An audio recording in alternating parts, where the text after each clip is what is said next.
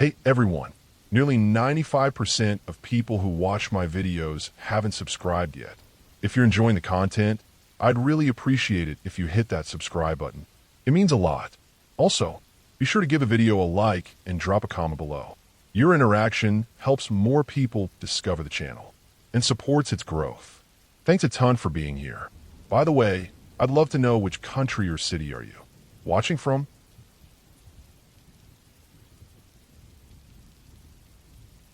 I was on a backpacking trip in the Manistee National Forest with my Boy Scout troop, several miles deep into the woods, far enough that the sounds of roads and towns were completely gone. Everything about that place felt heavy and old, like the forest had been standing there long before any of us showed up and would still be there long after.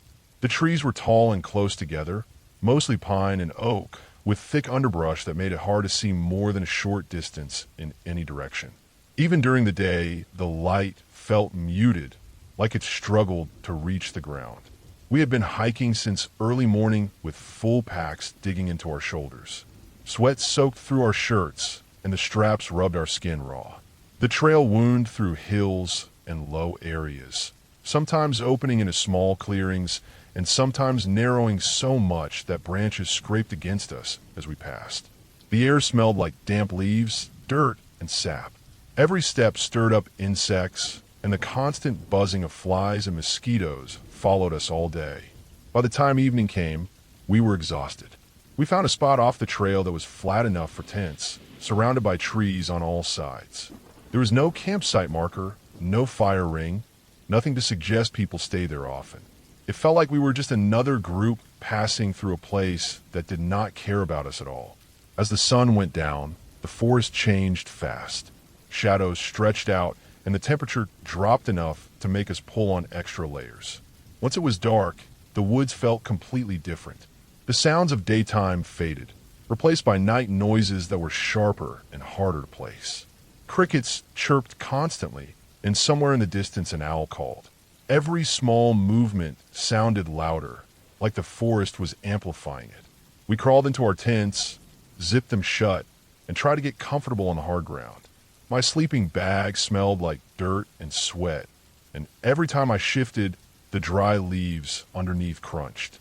At first, I thought I would fall asleep right away. My body was tired in that deep way that comes from carrying weight all day. But as I lay there staring at the dark fabric of the tent, I realized I was too alert. My ears strained to catch every sound. That was when the noises started. It began with something far off, almost faint. A high sound that rose and fell, not quite like an animal I recognized. At first, I tried to explain it away in my head. Maybe it was a fox or coyotes echoing through the trees. But then it came again, louder this time and closer. It sounded like screaming, long and drawn out, mixed with sharp shrieks that made my stomach tighten. The sound carried through the forest, bouncing off the trees, making it impossible to tell which direction it was coming from. I lay frozen in my sleeping bag, my heart pounding so hard I could feel it in my throat. The tent suddenly felt thin and useless, like it would not stop anything if something decided to come closer. The screams went on, sometimes rising into something almost human, sometimes dropping into a rough animal sound. It felt wrong in a way I could not explain. Not supernatural, just wrong, like something that did not belong near people. Just when the noise would fade enough for me to think it was over, it would start again. Sometimes it sounded like multiple things calling back and forth, overlapping and cutting each other off. Other times, it was a single long cry that made the hair on my arms stand up. I tried to slow my breathing, telling myself that animals make strange noises, that fear was making it worse. But my body did not listen. Then there was another sound that made everything worse. A sudden, sharp crack echoed through the trees, loud and violent. It sounded exactly like a baseball bat smashing into a solid tree trunk with full force. The sound rang out and then stopped, leaving behind a heavy silence that felt even more frightening than the noise. After a few moments, it happened again. The same solid impact, spaced out like something striking wood again and again. That sound did not fit any animal I knew. It felt deliberate, strong, and close enough that it made my chest tighten. I imagined something big moving through the forest, hitting trees either by accident or on purpose. My mind kept picturing large shapes just beyond the tent, hidden by darkness, moving without care for how much noise they made. The noises went on for what felt like hours. I checked my watch at one point, the faint glow barely visible, and saw that only a short time had passed. It felt much longer. Fear stretches time in a way nothing else does. Every scream, every strike made me tense all over again. I barely moved, afraid that even the sound of my sleeping bag shifting might draw attention. Eventually, the sounds faded. Not all at once, but slowly, like something moving farther away or settling down. The forest returned to its normal night noises, but the quiet felt fragile. I did not sleep much after that. When I did drift off, it was light and broken, filled with sudden jolts awake at every small sound. Morning came with a thin gray light filtering through the trees. The forest looked normal again, almost peaceful. Birds hopped around on branches, and the ground was covered in dew. It felt unreal that such a calm place could have held those sounds only hours earlier. As we packed up and got ready to move on, nobody said much. Faces looked tired, and people moved slower than usual. There was a sense that everyone had experienced something, but no one wanted to be the one to bring it up. The only acknowledgement came indirectly when the assistant scoutmaster brushed it off in passing, suggesting the noises were likely just unusually high-pitched coyotes. The way it was said felt forced, like an explanation offered to close the subject rather than open it. No one argued, but no one seemed convinced either. Later that day, as we continued along the trail, we passed a solo hiker moving in the opposite direction. He looked worn down and irritated, his face tight and his movements sharp. He stopped and seemed upset, clearly affected by something that had happened during the night. He had been disturbed by loud noises and had assumed it was our group causing them. He had even tried to make them stop by shouting into the darkness, but whatever it was did not react or go away. Our scoutmaster explained that it was not us, and the hiker moved on, still shaken. That moment stuck with me. It meant the noises were not confined to just our campsite.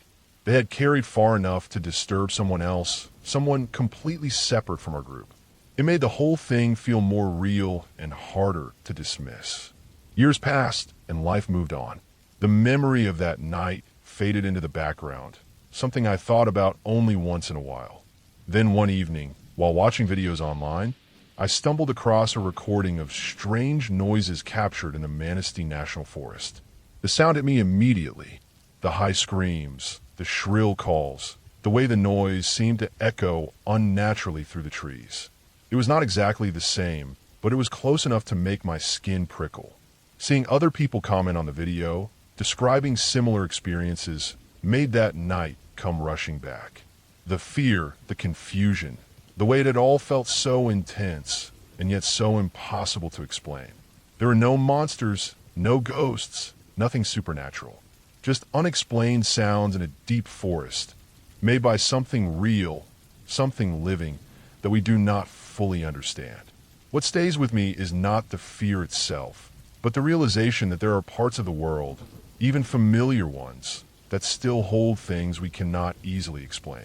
The Manistee National Forest is not some remote wilderness at the edge of the world. People hike there, camp there, pass through it every day, and yet that night showed me how little control we really have when we step into places like that. The ending of that experience is not a dramatic revelation or a clear answer. It is the understanding that the forest did not change that night. We did. We went in thinking we knew what to expect, confident in our gear, our training, and our explanations.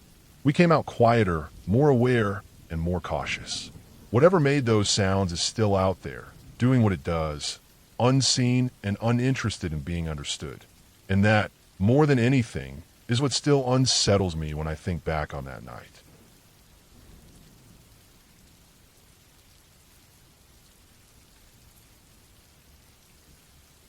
I've spent enough time in the woods to know the difference between normal night sounds and the kind that make your body lock up before your brain can catch up. Insects, wind, branches, small animals moving through leaves, all of that blends together after a while. You stop noticing it. What happened that summer stood out because it didn't blend in at all. It cut through everything else, sharp and clear, and it stayed with me long after we packed up and left. It was the summer of 2019 in the Adirondack Mountains, not far from Warrensburg. We were staying at a campground that was wooded, but not remote, the kind of place where families park campers in loops, set up a couple of tents nearby, and let kids ride bikes until dark. My girlfriend's parents had bought the camper the year before, and it was still clean and new inside, with that faint smell of plastic and factory glue mixed with pine from being parked under trees. The camper sat on a bed of gravel, and the sound carried easily if anything moved around it. That night had been quiet, too quiet. Honestly, the way the woods sometimes get when the air is heavy and everything feels like it's holding still. Most of the campground lights were off, and the moon was blocked by cloud cover, so the only real light came from a few distant campers and the faint glow of the sky itself. Inside, everyone was asleep except my girlfriend and me. I was on the bottom bunk, facing the wall, with a small rectangular window right next to my head. Her younger sister was asleep on the top bunk, breathing slow and steady. The camper hummed softly from the fridge, and every once in a while the frame creaked as the temperature dropped. The window by my bunk was tilted open just a little, enough to let air in. It was tinted dark, and from the inside it looked like a black mirror. I was on my phone, scrolling without really thinking, just trying to get tired enough to sleep.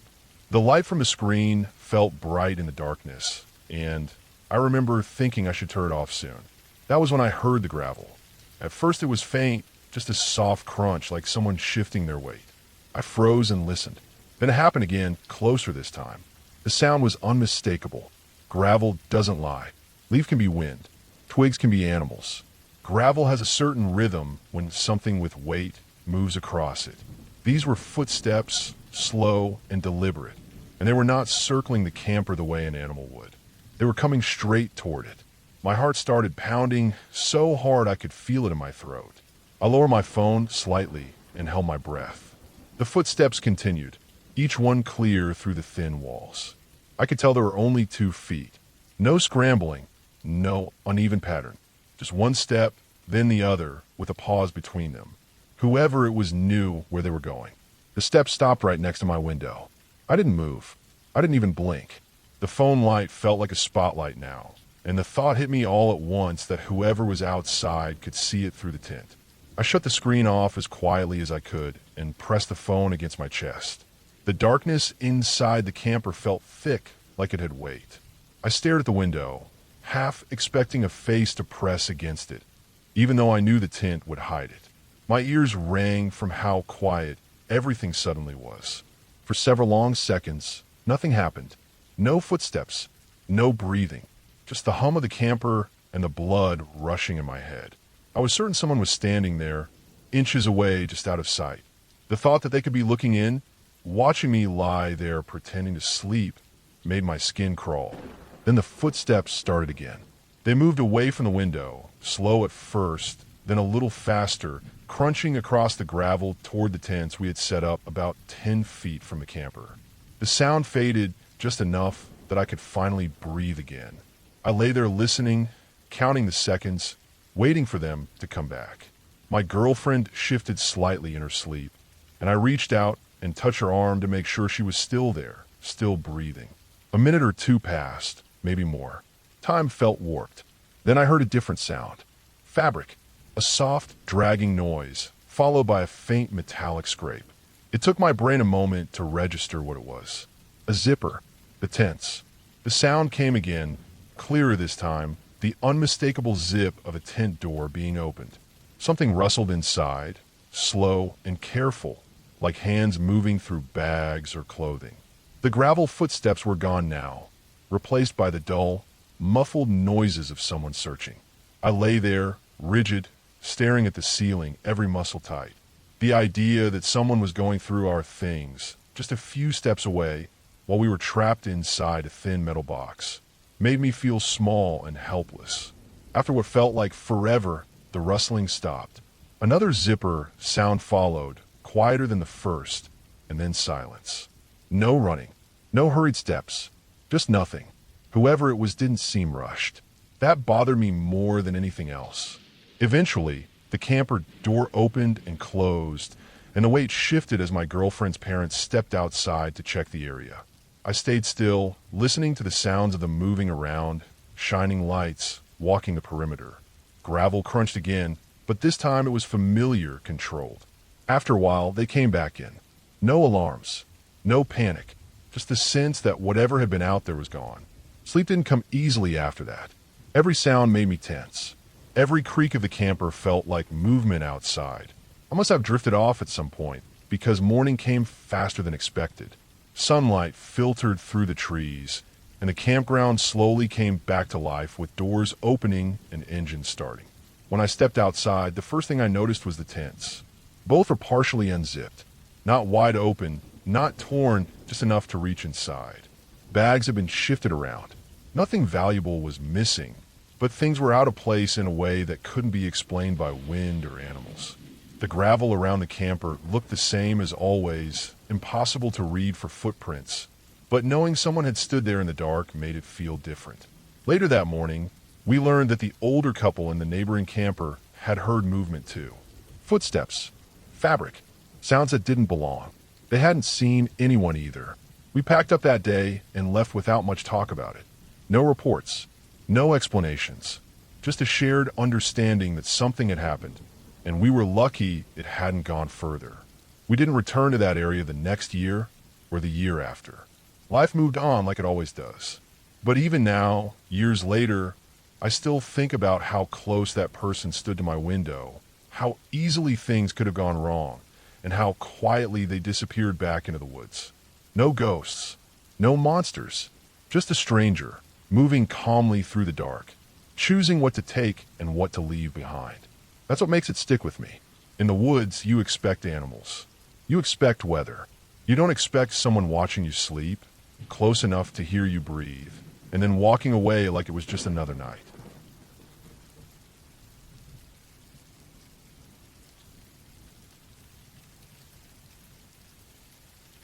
I took my boyfriend on our first real camping trip because I wanted to test two things at once.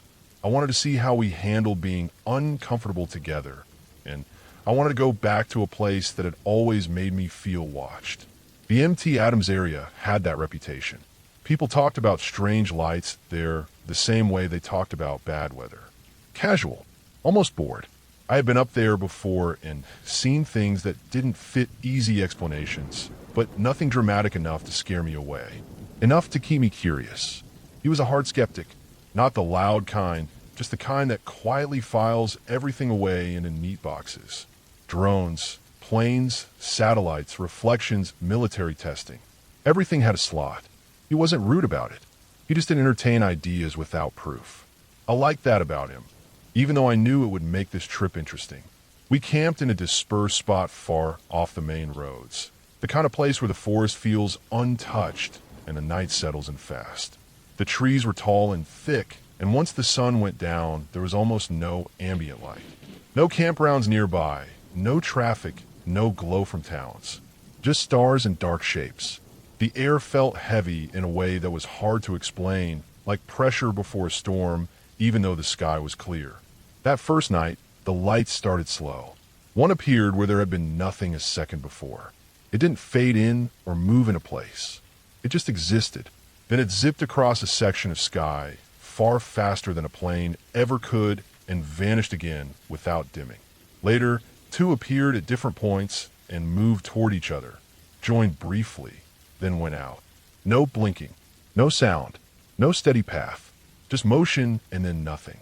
I had seen this before in that area, so I watched his reactions more than the sky. I could feel him working through his mental checklist, trying to line up explanations that fit. He kept tracking the lights, probably looking for patterns. After a while, the sky went quiet again. No more movement, just stars. The next morning, he didn't try to explain it away. He didn't need to say anything. I could tell something had shifted. Not belief, exactly, but uncertainty. The neat boxes had cracked a little. That alone made the trip worth it to me. Months later, we went camping again, this time with his dad and stepdad. Both of them had spent most of their lives working in the forest. Forest Service, BLM, decades of night patrols, remote work, long hours in places most people never go. They were practical men who had seen accidents, crimes, and the kind of things that happen when people underestimate nature. They were not the type to tell stories for fun. We were sitting around camp when the MT Adams area came up. Not because I pushed it, just because it's a place that comes up when you camp a lot in Washington. We mentioned the dispersed spots we liked, the rough roads, how isolated it felt. That was when his stepdad went quiet in a very noticeable way. He had worked that exact area for years. It had been his beat for a long time, back when resources were thin and patrols were long. Without being prompted, he started talking about how they used to be assigned to look for camp thieves. People who would sneak in at night and steal gear, tools, sometimes lumber. They never caught anyone. Not once. But they did see things they couldn't explain. He wasn't animated about it. He wasn't excited. He spoke like someone recounting a maintenance issue or a bad road. Flat. Careful. Like he had learned a long time ago not to talk too much about it. One story stood out more than the others, and the way he told it made my stomach tighten. It wasn't dramatic. It was procedural. That somehow made it worse. Back in the early 80s, he and his partner were tracking reports of missing lumber. Whole stacks gone overnight. No tracks that made sense. No broken fences. No signs of chainsaws or engines. Just absence. Eventually, reports came in about large black logging trucks seen at night. No lights on. No sound anyone could remember clearly. Just shapes moving where they shouldn't be. They decided to stake out one of the areas where thefts kept happening. They parked their truck deep in the brush, backing in so that the rear of the vehicle was swallowed by forest. They shut everything down and waited. They had to let the engine cool completely so no one could spot them with heat or night vision. This was long before cheap technology, but the concern was still there. Whoever was doing this knew how to avoid detection. They sat there in total silence for over an hour. No talking, no movement, just listening. Forest silence at night is not empty. It's layered. Insects, distant wind, the occasional small animal. When all of that fades, you notice it. They noticed it. At some point, the forest behind them went quiet. Not gradually, all at once. Then the light came. It didn't come from the road. It didn't sweep across the trees like headlights. It appeared behind them, deep in the forest, where there should have been nothing but trunks and undergrowth. It was so bright it threw the entire outline of their truck forward in sharp detail. The antenna, the mounted spotlights, their own silhouettes on the dash and seats. It wasn't white like a flashlight or yellow like halogen. It was an intense, even brightness that filled the space without spilling wildly. There was no sound, no engine, no cracking branches, nothing to suggest a vehicle or machinery. Just light, strong enough to turn the forest into a solid wall of shadow and shape. They didn't move. They didn't reach for anything. They stayed still because instinct told them to. Whatever that light was, it knew exactly where they were. Then it went out.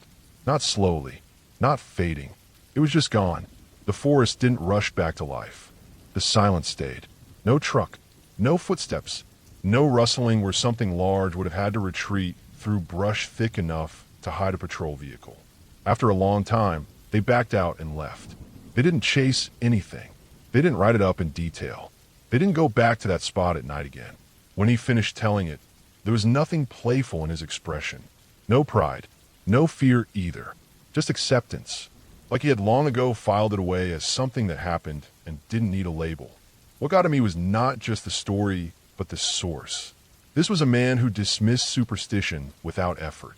Someone who had spent his life in the woods and trusted patterns, rules, and experience. He didn't embellish. He didn't speculate. He only told what he saw and what he didn't. That night, after everyone went to bed, I lay awake in my tent listening to the forest. I thought about how the lights I had seen years later followed the same pattern, appearing without movement, vanishing without sound. I thought about how those old reports of missing lumber were never solved, about how something had been operating in that space without leaving traces people could follow. In the morning, everything looked normal. Tall trees, dusty roads, clear sky, the kind of place that feels safe in daylight. But I understood then why that area always felt different to me. It wasn't about fear. It was about awareness, the sense that something else knew the land better than we ever could. We packed up and left without incident. No lights, no strange sounds, nothing that could be pointed to as proof. But I didn't need more. The story filled in gaps I hadn't known were there. I still camp in remote places. I still love the quiet and the isolation. But I don't go back to those spots near MT atoms anymore. Not because I think something is waiting, because I know something already knows how to move there without being seen. And I don't need to understand it to respect that fact.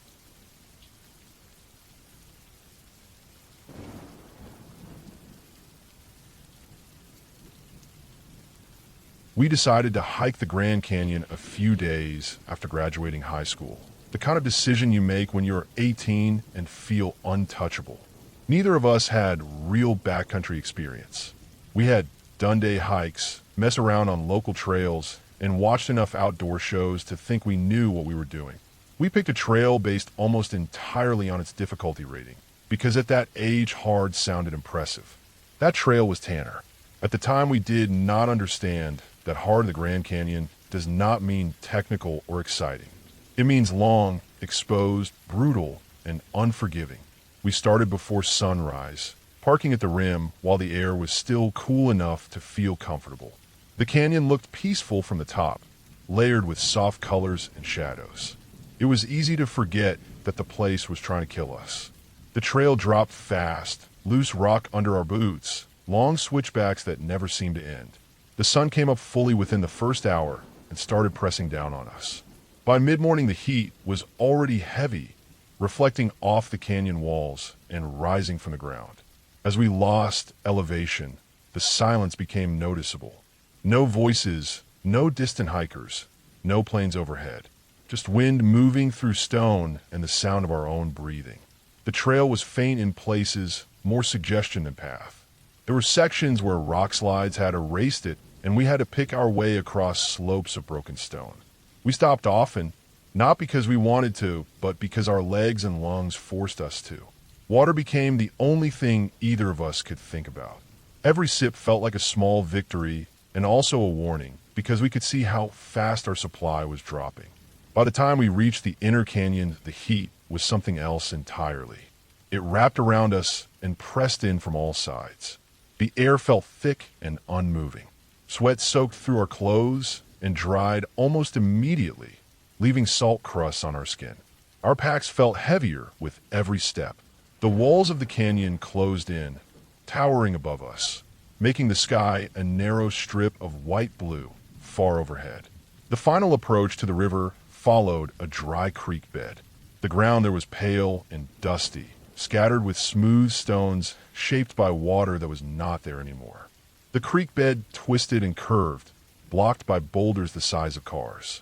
We moved slowly, climbing over them, sliding down the other side, careful not to slip and waste energy. We had not seen another human being all day. It felt like we had dropped out of the world. When we finally rounded a cluster of boulders and saw the Colorado River, it almost didn't look real. The water was wide and fast, a deep muddy green, cutting through the canyon with a constant roar. The sound was overwhelming after so many hours of near silence. The sight of it brought a rush of relief, because it meant we had made it. We were at the bottom. We could rest. That was when we noticed a man. He was standing near the edge of the water where the creek met the river. He looked completely out of place, and also like he belonged there more than we did. He had long black hair hanging loose down his back, a denim shirt tucked neatly into his jeans, boots planted solidly on the rock. He looked to be in his late 20s or early 30s. His skin was dark from the sun, his build lean and strong. The image burned itself in my mind because it felt unreal to see anyone else down there, especially someone who looked so calm. At first I thought he was just staring at the river, maybe cooling off or thinking. He did not turn when we approached. He did not look surprised or curious. He seemed distant, like his attention was fixed on something we couldn't see. As we got closer, I noticed his arm moving in a steady rhythm. That was when I saw the racquetball. It was bright against the dark water. He tossed it into the rapids at the mouth of the creek. The current grabbed it and carried it downstream a short distance. Then it struck a submerged rock and popped back upstream, rolling and bouncing until it ended up right back near his feet. He bent, picked it up, and did it again, over and over. The timing was perfect. The angle was perfect. The ball always came back. The heat had drained us so much that we didn't react the way we should have. There was no spike of fear, no sudden tension. Just a dull awareness that this was strange. We were focused on finding a place to camp, on getting out of the sun, on dropping our packs. We passed him at a short distance. He finally acknowledged us with a brief glance and continued on his way downstream, walking along the edge of the river until he disappeared around a bend. We never saw him again. At the time, we did not question it. We found a flat spot a little upstream, far enough from the river to be safe, but close enough to hear it. We set up camp with clumsy, exhausted movements. The sun sank behind the canyon walls, but the heat did not leave. It lingered in the rocks and the air. We ate without appetite and drank sparingly, already worrying about the hike back out. As darkness settled in, the canyon changed. The roar of the river became louder in the absence of daylight. Every sound seemed sharper. Small rocks shifting sounded like footsteps. Wind moving through the canyon sounded like breathing. I lay in my sleeping bag, staring up at the strip of stars overhead, my body buzzing with exhaustion and dehydration. That was when the thought finally landed. How did he know? The creek was dry. The river was violent and unpredictable. The idea that someone could stand there and throw a ball into that water and have it return to the same spot again and again started to bother me. It wasn't luck. He wasn't adjusting or experimenting. He was repeating something he already understood. That meant he knew the river, not in a casual way, but intimately. He knew where the hidden rocks were beneath the surface.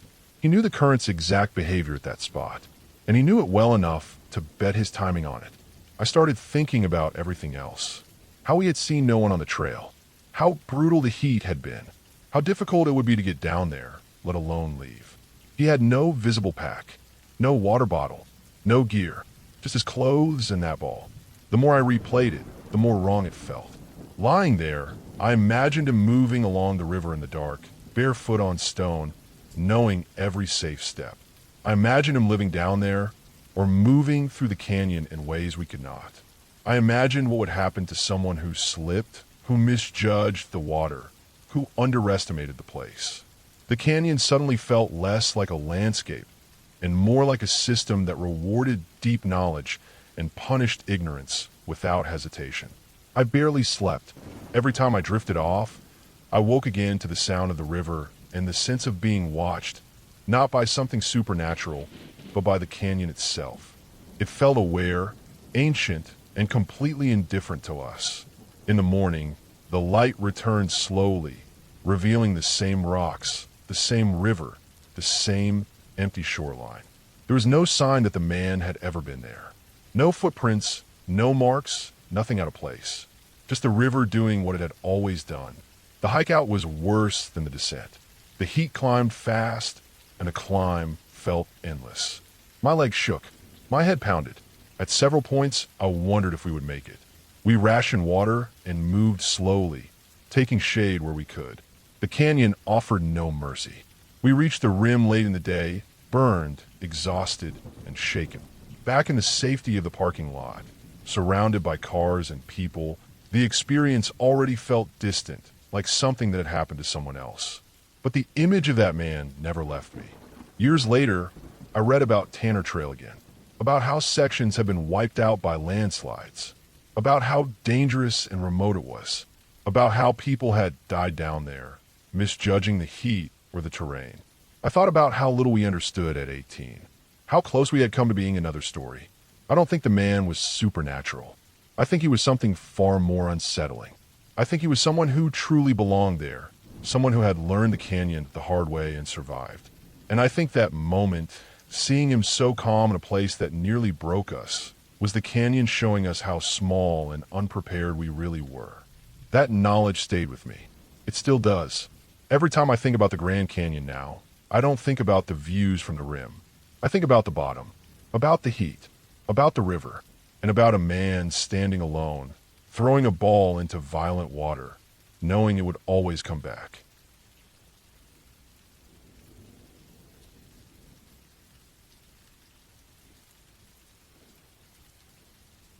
I went to Lassen Volcanic National Park last year with the simple idea of getting a long hike in and seeing the thermal vents up close.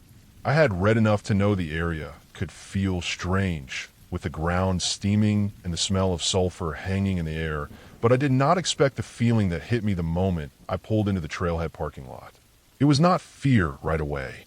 It was more like a heavy pressure in my chest, like something telling me I should not be there. My hands felt restless as I got my pack together. I kept looking around for no clear reason. The forest was quiet, almost too quiet, and the trees stood close together like they were watching.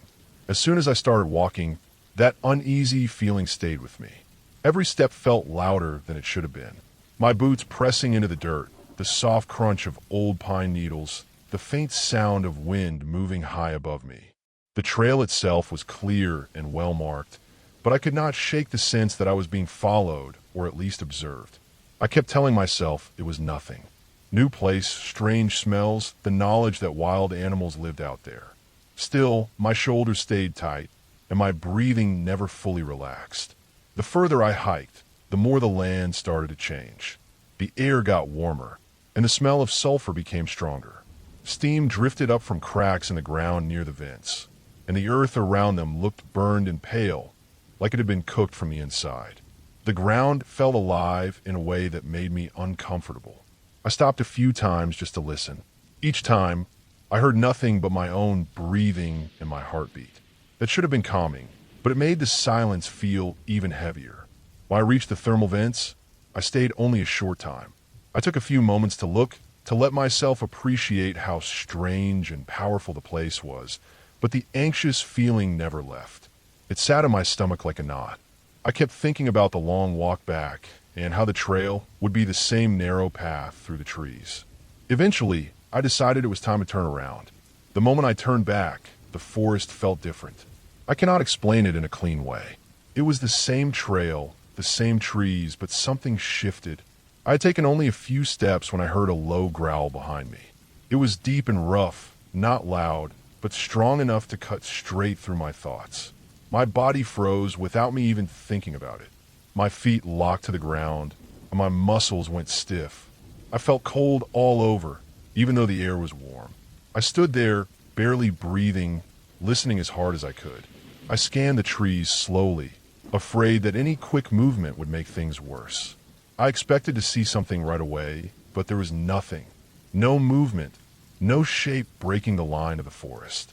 For a few seconds, I wondered if my mind had played a trick on me. Then I heard the sound of leaves shifting and twigs snapping off the trail, heavy and deliberate. That was when I saw it. A black bear stepped into view, maybe 40 yards away. It was big, solid, and calm in a way that scared me more than if it had charged. Its fur looked thick and dark, almost blending into the shadows under the trees. It was walking in the same direction as me, away from the vents, moving at an easy pace. It was not running. It was not acting surprised. It was just there like it had always been there. My heart started racing so hard I could feel it in my throat. My hands shook and my mouth went dry. I knew enough to stay still, to not make sudden movements. I kept my eyes on it without staring too hard, watching the way its muscles moved under its fur, the way it placed each paw with quiet confidence. The bear did not look at me directly, but I could not tell if it knew I was there or not. Slowly, carefully, I started to walk. Each step felt like it took forever. I made sure my movements were smooth and quiet. I stayed on the trail, keeping my distance, letting the bear remain ahead of me. The forest around us felt tight and closed in. Every snapped twig sounded like a gunshot in my head. I kept expecting the bear to turn around, to notice me, to change its mind. It never did. After a while, the bear moved off the trail and disappeared into the trees. I stood there for a moment, trying to calm myself. My legs felt weak, like they might give out. I told myself it was over, that the danger had passed, but I did not relax. I kept moving, faster now, still careful, but driven by a strong need to get out of that part of the forest. When I reached the meadow, everything changed again. The trees opened up and the sky felt wider.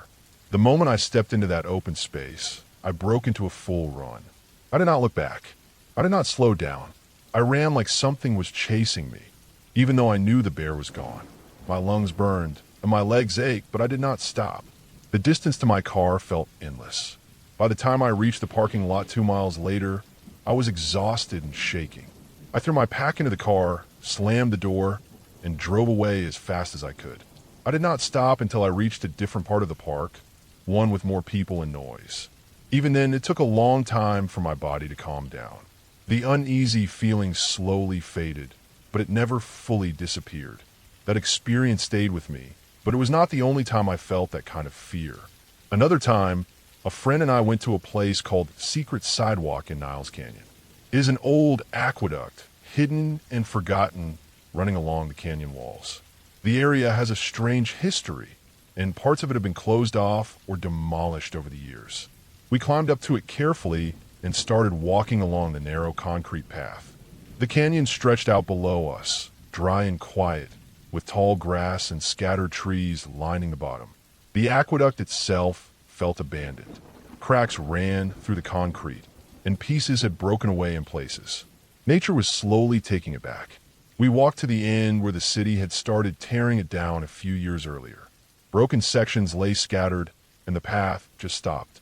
We took a few pictures and stood there for a moment, taking it all in. The place felt empty, like no one had been there in a long time. On the way back, the light started to shift. Shadows grew longer, and the canyon felt deeper and more closed in. As we walked, the sound of our footsteps echoed off the concrete walls. Then, without warning, there was a loud crash in the brush below us. Leaves rustled violently, and branches snapped hard, one after another. It was not a small sound. It was heavy and fast, like something large moving with force. We froze in place. My stomach dropped instantly. I leaned forward slightly, trying to see down into the brush, but the shadows made it hard. The noise continued for a few seconds, then stopped. The silence that followed felt thick and tense. My mind ran through every possible explanation. It did not sound like a person. It was too loud, too reckless. I knew there were homeless people in the area, but this felt different. At the same time, I knew there were no large animals known to hang out there regularly. That uncertainty made it worse. Not knowing what made that sound, not being able to see anything, left my nerves stretched tight. We waited, listening, but nothing else moved. Eventually, we continued walking, slow and alert, every sense turned up. The rest of the walk back felt longer than it should have been. Every small sound made my muscles tense. When we finally climbed down and left the area, I felt a wave of relief wash over me. Nothing happened after that, but the feeling stayed with me, just like at Lassen. Both experiences taught me the same lesson in different ways. Being in wild or forgotten places comes with a kind of risk that is easy to underestimate. Sometimes the danger shows itself clearly, like a black bear on a trail. Other times, it stays hidden, leaving only sounds and unanswered questions behind. I made it home safe both times. I was not chased, attacked, or hurt. But those moments changed the way I think about being out there. Now, when I step into places like that, I pay closer attention to my instincts. I respect the fact that I am not in control, and I never forget how fast a calm hike can turn into something that stays with you long after you leave.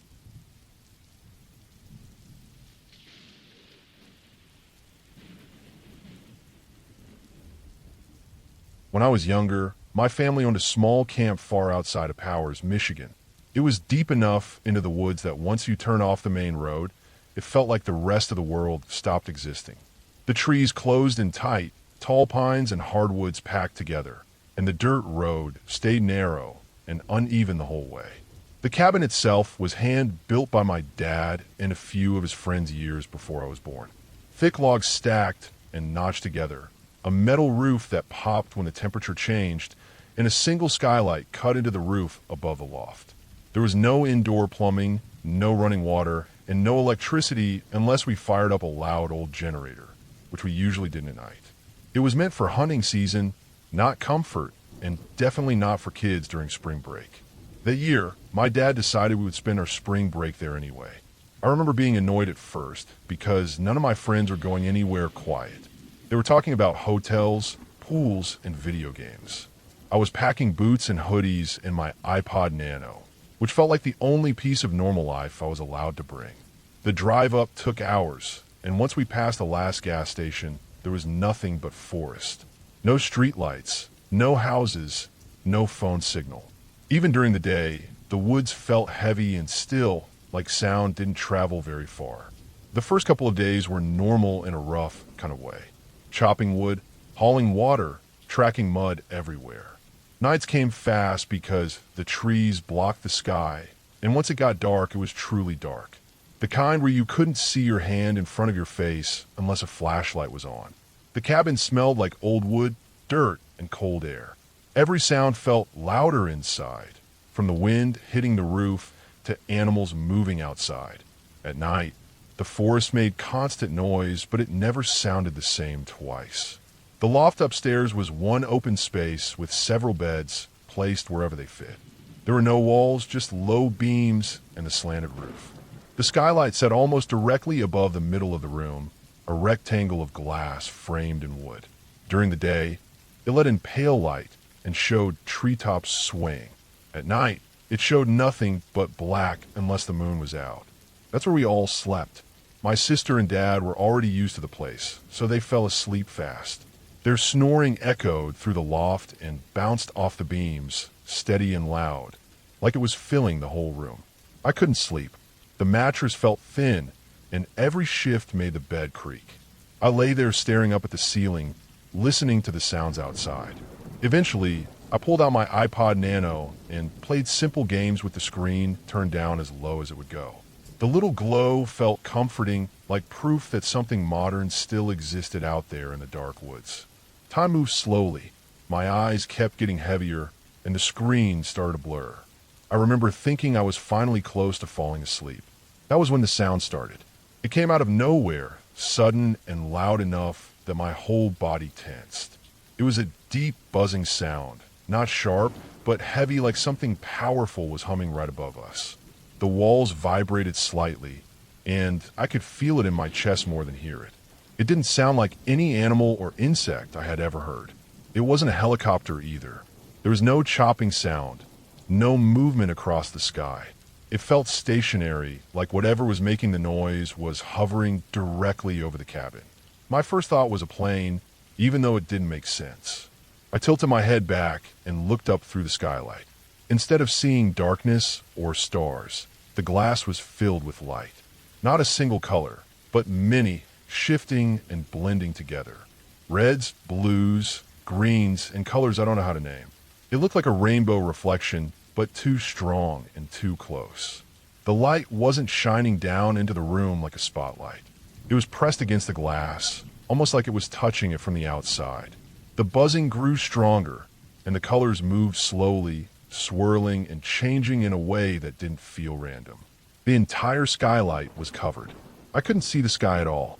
My heart started racing so fast it felt like it was shaking my whole body.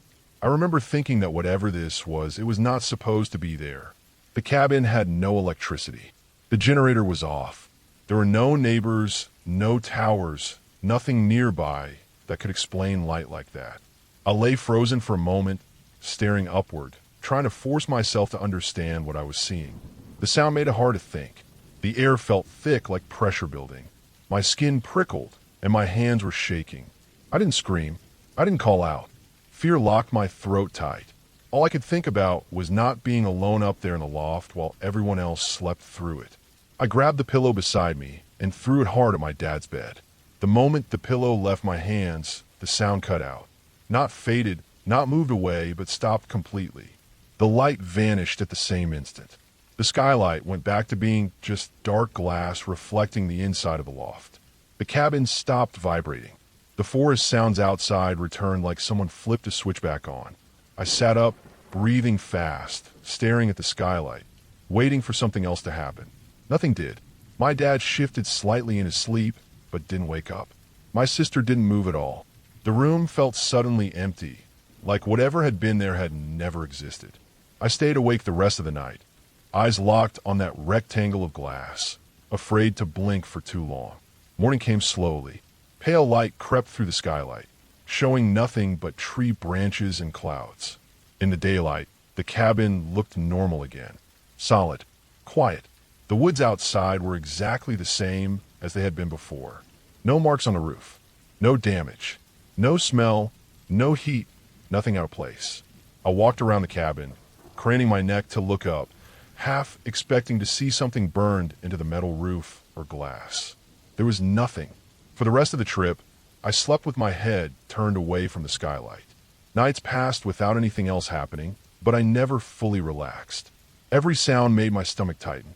The buzzing replayed in my head over and over, clear as the moment it happened. Years later, I still think about that night. I've read about electrical storms, military aircraft, atmospheric effects, and distant industrial equipment. I've tried to convince myself it was some rare natural event or a piece of technology passing through the area. But nothing fully fits. Whatever it was close. Close enough to fill the skylight. Close enough to shake the cabin. And it left the instant I tried to wake someone else. What scares me most isn't the light or the sound anymore. It's how quickly it ended, like it never wanted to be noticed. The cabin is probably still standing out there, aging quietly in the woods, with that skylight looking up at the same stretch of sky. I don't know what passed over it that night, but I know it was real, and I know how it made me feel. That feeling has never gone away.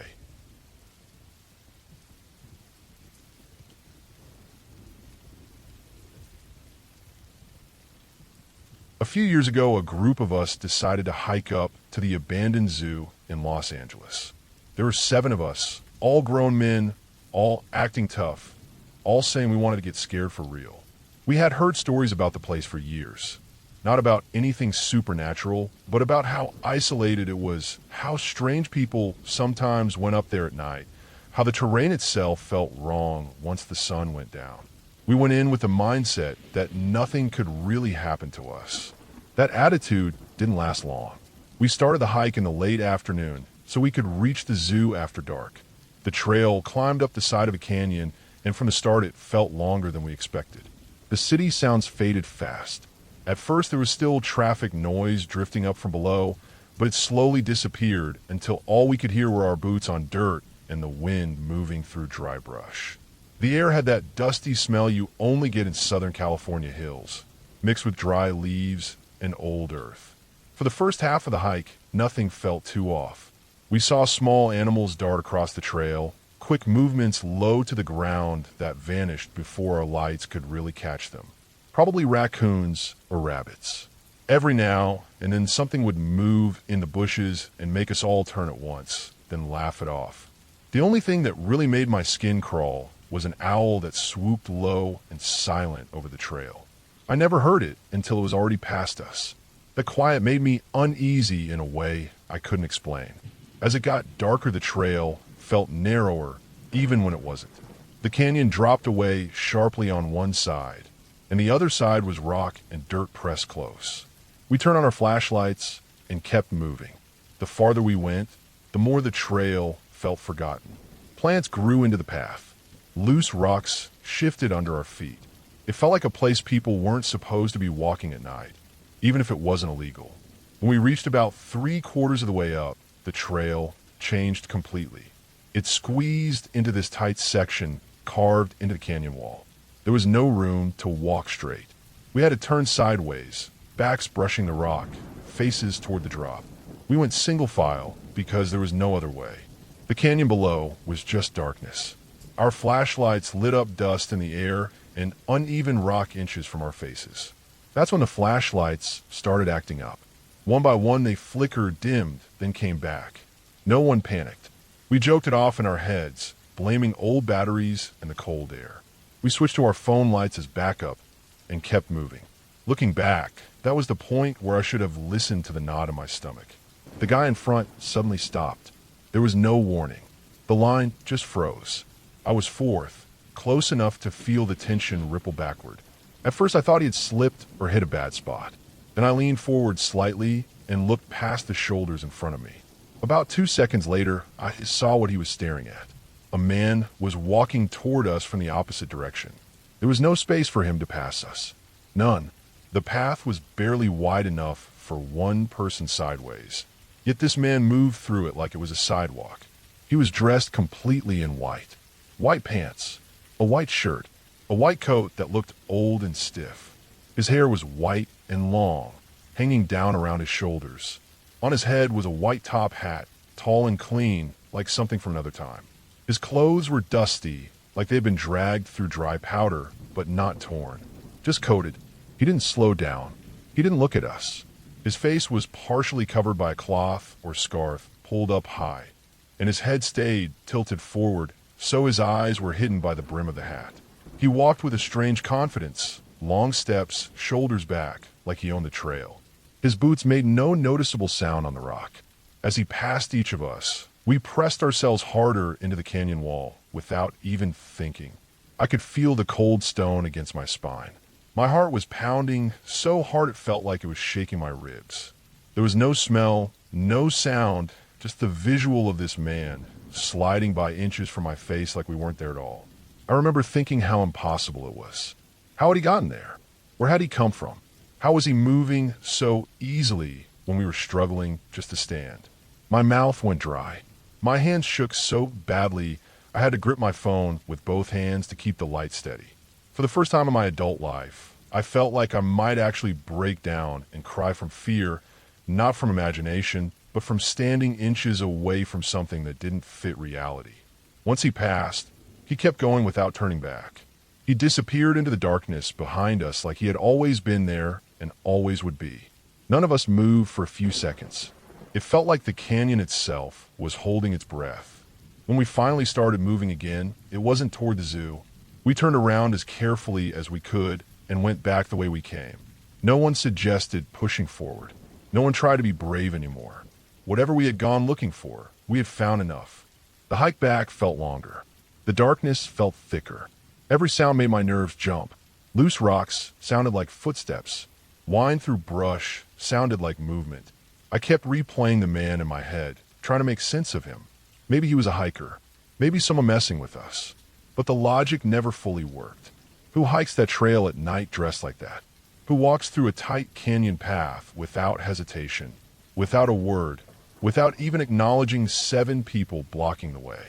When we finally reached the parking area, I felt a wave of relief wash over me. The open space felt safer than the narrow trail. But that relief didn't last long. Our car sat alone under the dark sky. As we got closer, small points of light started moving around it. At first I thought my eyes were tired. Then I focused and saw them clearly. Dozens of tiny glowing dots circling the car quickly, looping and darting in strange patterns.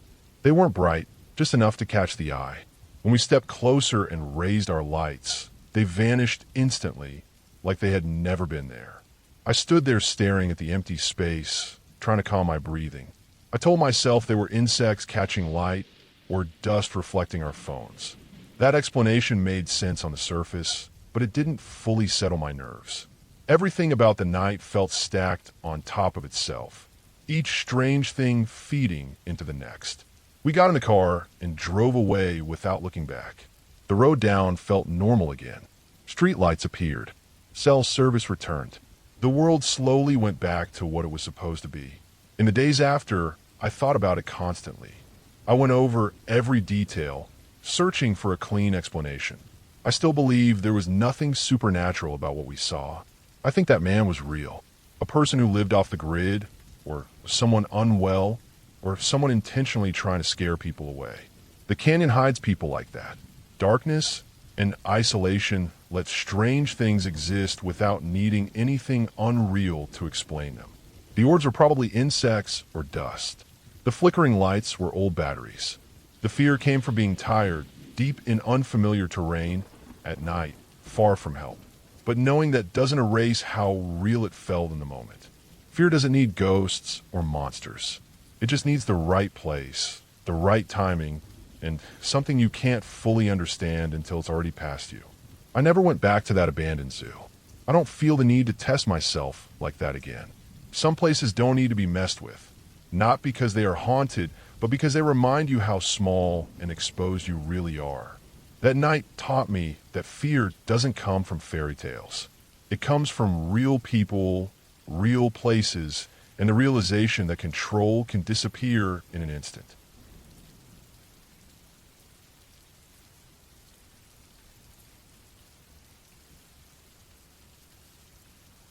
I've reposted this story a few times in different threads over the years because it still sits heavy in my head, and every time I think about Ocala National Forest at night, this is what comes back to me. It wasn't dramatic in the way movies make things dramatic. There were no screams, or chase scenes, or sudden attacks. What made it stick was how normal it felt at first, and how wrong it felt once I had time to think it through. It happened in Ocala National Forest in Florida, deep enough that you stop thinking about towns and start thinking in miles and tree lines instead. I went out there with a friend to hunt hogs. We'd done it before, and we weren't careless about it. We stayed legal, stayed alert, and we stayed armed. That night, we stayed out longer than planned. Time moves differently in the woods, especially at night. You think you've only been walking for an hour, then you check your watch and realize it's past midnight. By the time we turned back, we were probably 3 or 4 miles from the main road. The forest out there is thick, flat, and repetitive. Old logging roads cut it into big square sections, and it's easy to drift deeper than you mean to if you're not constantly checking your bearings. The moon was out, bright enough that you could see the shapes of trees and palmettos, even under the canopy. We weren't nervous. We were both carrying AR-15s set up for hogs, sidearms on us, and fixed blade knives on our hips. I also had a large flashlight in my hand, one of those heavy-duty ones that feels solid enough to double as a club. Between the weapons and the visibility, fear just wasn't part of the equation. We were walking along one of the thinner trails, not a wide logging road, but more like a cut-through that connected 2 bigger paths. It was overgrown, narrow, and barely used. As we moved, we heard something moving fast through the woods on our right. Not a slow shuffle or light footsteps, but heavy crashing. Branches snapping, brush being pushed aside with force. It sounded like something big and confident, moving without care. At first, I assumed it was a deer, maybe a bear. Both are common enough out there. Either way, shooting at night wasn't an option, so we slowed down and listened. The sound kept coming, angling toward the trail ahead of us. Whatever it was about to cross in front of us. We stopped and waited. I raised my flashlight, but kept it off until the sound was close. When it hit the edge of the trail, I turned the light on. The beam caught only a flash, but it was enough. 2 white legs crossed the trail about 50 feet in front of us. Bare legs. Human legs. They moved fast and disappeared into the brush on the other side without slowing down. For a second, my brain didn't even process what I'd seen. It didn't match anything I expected. I stood there replaying the image in my head, trying to turn it into something else. Maybe I'd missed fur. Maybe the light played tricks. But the shape was wrong for an animal. The skin was pale, almost glowing under the beam. No hair, no hooves, just legs. The first real feeling that hit wasn't fear, but confusion. Who runs through thick Florida brush at 1 in the morning wearing shorts? Not on a trail, but straight through palmettos and low branches that tear your skin. No light, no sound other than crashing. It didn't make sense, but at the same time, we were armed and steady, and turning back would have added a lot of time and distance. So we kept moving. As we walked, we heard more movement now and then. Always off to the side, never close enough to see again. It felt like something was paralleling us, staying just far enough away to avoid the light. Every time the sound came, it faded before getting near. We didn't speak. There was nothing to say that would make it clearer. Eventually, the trees thinned enough that we could see the outline of my car ahead. The relief I felt when I saw it sitting there untouched surprised me. I hadn't realized how much tension had built up until that moment. We kept our rifles loaded as we got in, placed our handguns where we could reach them easily, and pulled out. Driving through Ocala at night is its own experience. The road is narrow, the trees crowd in close, and the darkness feels heavier than it does anywhere near town. I opened the moonroof as we drove. The sky was clear, and the stars were bright in a way you don't see unless you're far from any city lights. For a moment, everything felt calm again, like the strange moment in the woods was already behind us. Then my headlights caught a figure ahead. A man was walking along the road, just inside the beam of the lights. He wore a checkered button-down shirt and shorts. No backpack, no flashlight, no visible gear of any kind. He was just walking, steady and unhurried, like he belonged there. We were miles from the nearest paved road, and from there it was another several miles to any town. This part of the forest didn't have old cabins or abandoned homes tucked away inside it. There was nowhere close he could have come from on foot without planning for it. As we passed him, he didn't look at us. He didn't react at all. He kept walking forward, eyes ahead, like the truck didn't exist. The image of those white legs crossing the trail snapped back into my mind as we drove past him. The timing lined up too well to ignore. The direction lined up. The clothes matched what little we'd seen. It was the same person. The realization made my stomach tighten in a way that had nothing to do with fear of being attacked and everything to do with the wrongness of it. We kept driving. Near the paved road, we stopped long enough to unload the rifles and put them in the trunk. The routine felt grounding, something familiar to focus on. Once we hit the pavement, the forest slowly loosened its grip. Street signs appeared. The radio signal came back. Normal life crept in. But the more distance we put between ourselves and Ocala, the more questions started to form. Why was that man out there with nothing? Why was he moving through the woods instead of the trail? Why did he avoid the light but show himself on the road? The simplest answer was that we'd stumbled near something we weren't meant to see.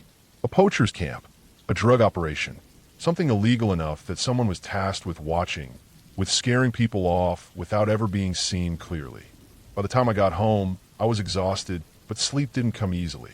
I kept picturing that man walking alone under the trees, silent and calm, like he'd done it 1,000 times before. I realized that being armed doesn't protect you from everything. It doesn't explain things that don't want to be explained. I've been back to Ocala since then, and I'll go back again. It's a beautiful place, and most of the time it's just woods and animals and quiet. But I never go in unarmed, and I never stay out past night without remembering that not everything out there is lost or confused or harmless. Some things are just watching, waiting for you to leave, making sure you don't wander where you shouldn't.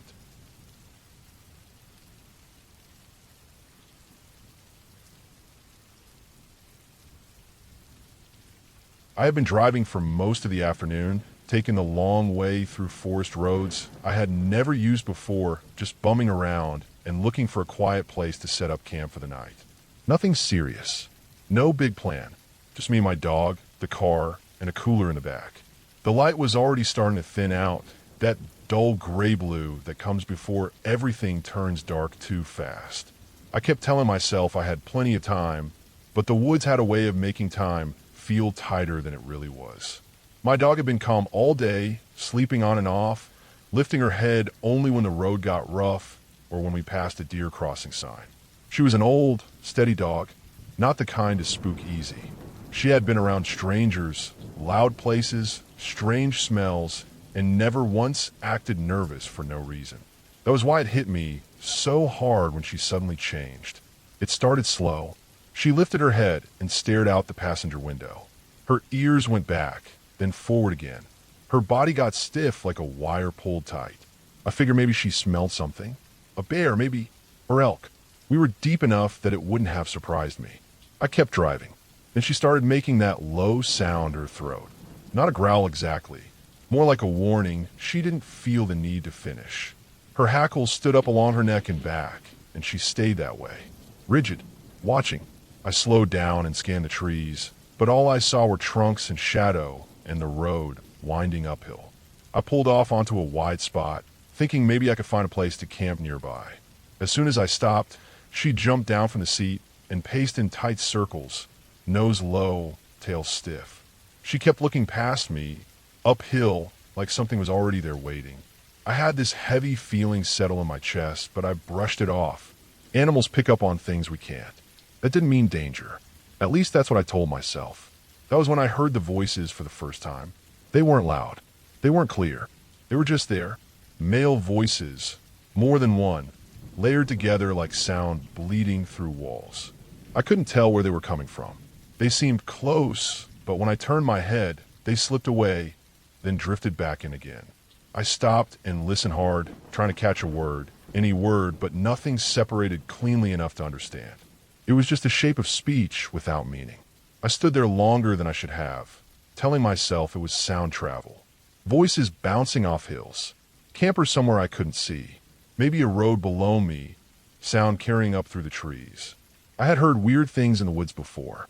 Sound doesn't behave right out there. I knew that. But my dog didn't know that, and she didn't care.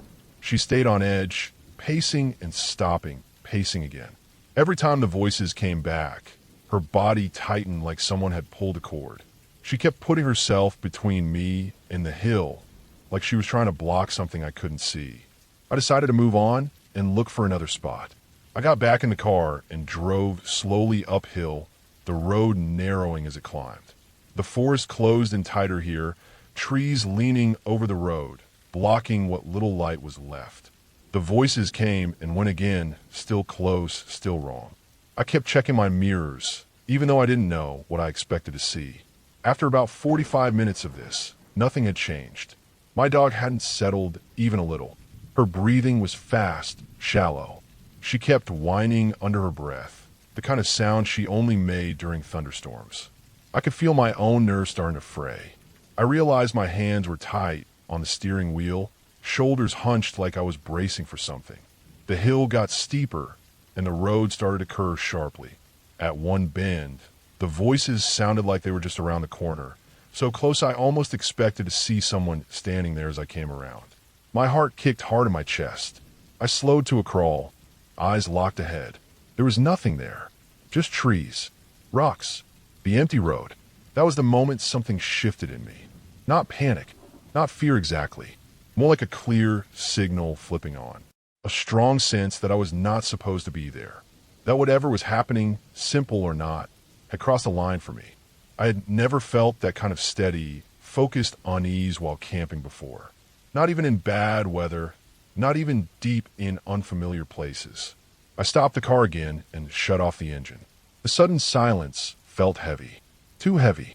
My ears rang for a second, and then the voices drifted back in, softer now, but still close, like they were moving through the trees instead of staying in one place. I tried again to understand them, straining to catch a word, but there was nothing. No shape to grab onto. Just the sound of men speaking without meaning. My dog froze. Her eyes were locked on the trees uphill. She wasn't pacing now. She wasn't whining. She was perfectly still, hackles raised, mouth closed, body low.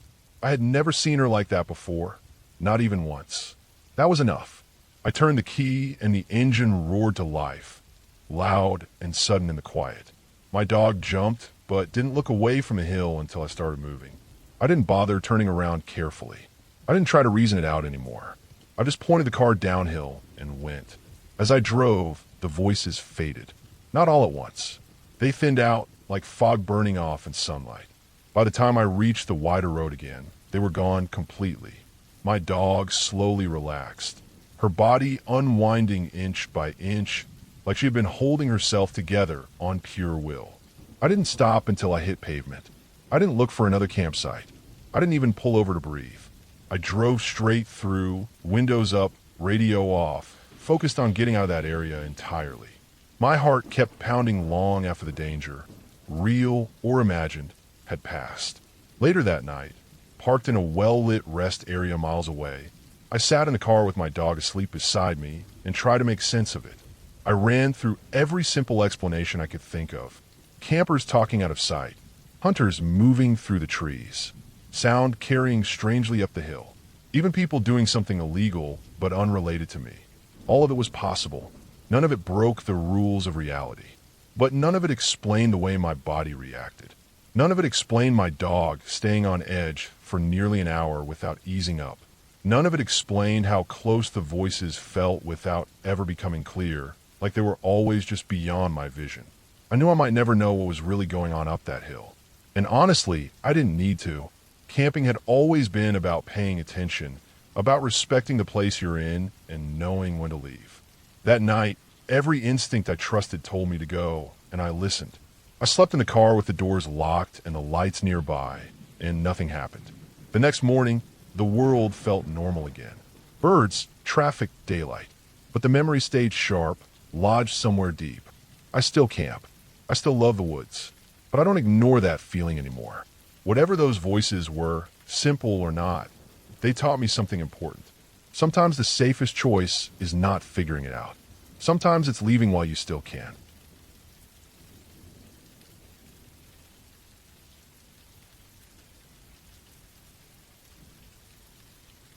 One time at band camp always gets a laugh, but this was nothing like that.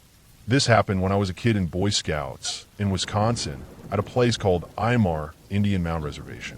It was one of those sites that felt old in a way you could not really explain. The land was flat in places and then suddenly rose into small, rounded mounds scattered through the trees. They looked almost natural until you paid attention, like low dirt berms you might see at a gun range. But these were older than anything modern. Everyone knew they were burial mounds.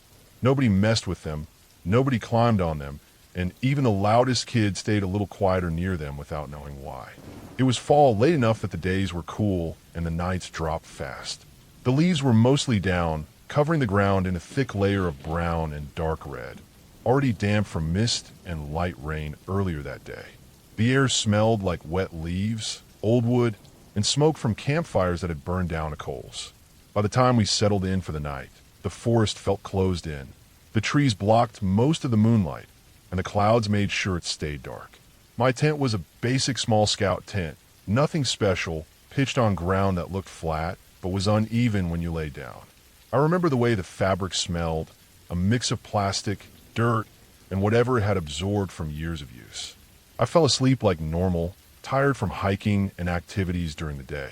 There was no sense of fear when I went to sleep. It was just another night in the woods. I woke up suddenly, not from a noise at first, but from that sharp feeling you get when something pulls you out of sleep without warning. My eyes opened, and everything was dark. I lay still, listening. That was when I heard it. Footsteps moving through leaves. It was not fast. It was slow and steady. 2 steps, a pause, 2 more steps. The leaves sounded damp, not crunchy. It was more of a soft, dragging sound, like something heavy was moving its feet instead of lifting them. The sound was close, close enough that it felt like it was right outside my tent. I did not move my body. I only turned my head slightly, following the sound as it went from one side of the tent toward the front. The steps went around the tent, almost tracing its shape. When the sound reached the front of the tent, right by the zipper, it stopped. There was a pause that felt longer than it probably was. Then the steps started again, going the other direction, circling back around the tent the same way they had come. I remember thinking it should sound different if it was another scout or an adult. People tend to step unevenly on leaves, shifting weight, stopping, and starting. This was steady and deliberate. I also remember how slow it was. Whoever or whatever it was had no rush at all. My heart was pounding, but I stayed still. I did not sit up.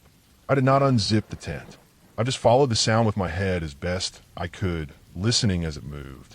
Again, it reached the front of the tent and stopped. Again, there was that pause. No breathing sounds, no fabric brushing the tent, no shadow. Just the sense that something was right there. People talk about fear, but this was different. It was not panic. It was a heavy feeling, like the air itself was pressing down. I had camped before. I had heard animals whin, branches falling. This did not feel like that. At the same time, it did not feel like a person either. There was no sense of intent, like someone trying to scare me or steal something. It felt neutral, almost indifferent, which somehow made it worse. The steps continued, around the tent again, slow, dragging through damp leaves. I remember noticing small details that still stick with me, like how the sound changed slightly near the back of the tent where the ground dipped, or how it softened when it passed near one of the small mounds nearby. Time felt stretched. I could not tell if this was happening for minutes or seconds. At some point, the sound stopped for good. There was no dramatic ending, no sudden noise, just silence. The forest settled back into its usual night sounds, distant wind through branches, a far-off animal call. I lay there for a long time, eyes open, afraid to move. Eventually, exhaustion pulled me back into a shallow, uneasy sleep. The next morning, everything looked normal. Leaves on the ground, tents where they should be, scouts moving around getting ready for the day. There were no footprints that I could clearly see. The ground was too covered in leaves, too disturbed by general movement. In daylight, the mounds looked less threatening, just part of the landscape. Still, the memory of that night stuck with me. The second night, I slept very lightly. Every sound woke me. Every rustle made my muscles tense. Nothing happened. No footsteps, no circling, no pauses at the front of the tent. Just a normal night in the woods. That almost made it worse because it left no pattern, no explanation handed to me. Years later, as an adult, I went back over it in my head many times. I stripped away the fear and looked at the facts. Wisconsin forests are full of animals, especially deer. A white-tailed deer moving slowly through damp leaves can sound exactly like dragging footsteps. Deer often circle unfamiliar objects, especially tents that smell like food and people. They pause, sniff, move on, then come back around from another angle. In fall, they are active at night, and the damp leaves muffle the sharper sounds you would expect. There is also the possibility of a raccoon or another large animal, but the height and spacing of the steps always made me think deer made more sense. Even the pauses fit. Animals stop to listen just like people do. The lack of any sudden noise or contact with the tent also fits an animal being cautious. Understanding that does not erase the feeling I had that night. The place itself played a role. Knowing the land was old, knowing people had been buried there long before roads and camps existed, it all weighed on my mind whether I wanted it to or not. Fear does not always come from something supernatural. Sometimes it comes from being small, alone in the dark, on land that reminds you that you're only passing through. The clear ending for me came later, when I camped again in similar conditions and heard the same sound. Slow steps, damp leaves, circling. This time I recognized it for what it was. A deer moved into view at dawn, calm and unbothered, standing exactly where the sound had stopped the night before.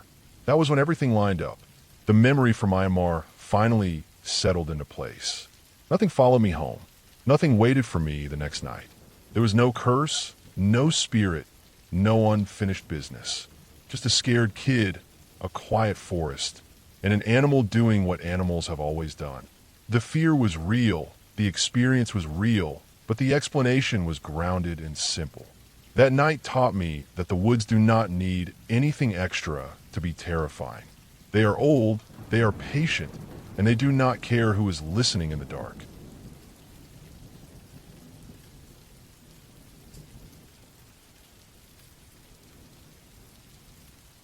I was a stupid kid, somewhere between 13 and 16, and I was obsessed with hunting even though no one in my family had ever done it. We were not outdoors people in that way. We didn't have guns in the house, didn't have stories about deer season or early mornings in tree stands. All I had was curiosity, magazines, internet videos, and the idea that going into the woods with a gun made you tougher, more connected to something older and real. When I finally got my first BB gun, it felt like a rite of passage I had invented for myself. I treated that thing like it was a real rifle, even though it wasn't. I cleaned it. I practiced aiming at bottles and cans behind the house. I imagined myself as someone who knew what they were doing, someone who belonged in the woods. I didn't think much about laws or ethics or what you're supposed to shoot and what you're supposed to leave alone. I only knew that I wanted to see something wild and prove to myself that I could take it. The woods behind our place weren't deep wilderness, but to me, they felt endless. There were old trails that didn't really go anywhere, patches of thick brush, and one low area that stayed wet most of the year. That swampy section always pulled me in. The ground was soft and dark, and the air smelled like rot and standing water. Bugs hung in clouds over the mud. Trees there grew crooked and thin, with dead limbs sticking out like broken bones. In the middle of that swamp were the remains of an old farmhouse. When I was very young, maybe 2 or 3, it had still been standing. I barely remembered it, just a vague image of gray boards and a sagging roof. By the time I was old enough to roam the woods alone, all that was left was the foundation and a chimney. Stones half sunk into the ground, bricks blackened by old soot, and a square hole where the basement used to be. It felt like a place that had been forgotten on purpose. That evening I wandered farther than usual. Dusk came quicker than I expected. The light turned flat and gray, like someone had pulled a filter over the world. Shadows stretched long between the trees, and details started to blur together. The swamp went quiet in that way it does when daytime sounds fade, but nighttime hasn't fully taken over yet. My boots sank in the mud with soft sucking sounds as I moved closer to the old foundation. That was when I heard the wings. It wasn't a small sound. It was heavy and deep, like someone snapping a thick tarp in the air. I looked up and saw a large bird land on the top of a dead tree, not far from the chimney. The tree was bare and pale, standing out against the darker woods. The bird's silhouette was wide and solid. Big body, broad wings. In the low light, it looked almost unreal, like a cutout pasted onto the sky. I raised the BB gun without really thinking. My brain filled in the blanks with what I wanted it to be. An owl. A big one. Something rare and impressive. I didn't know enough then to stop myself.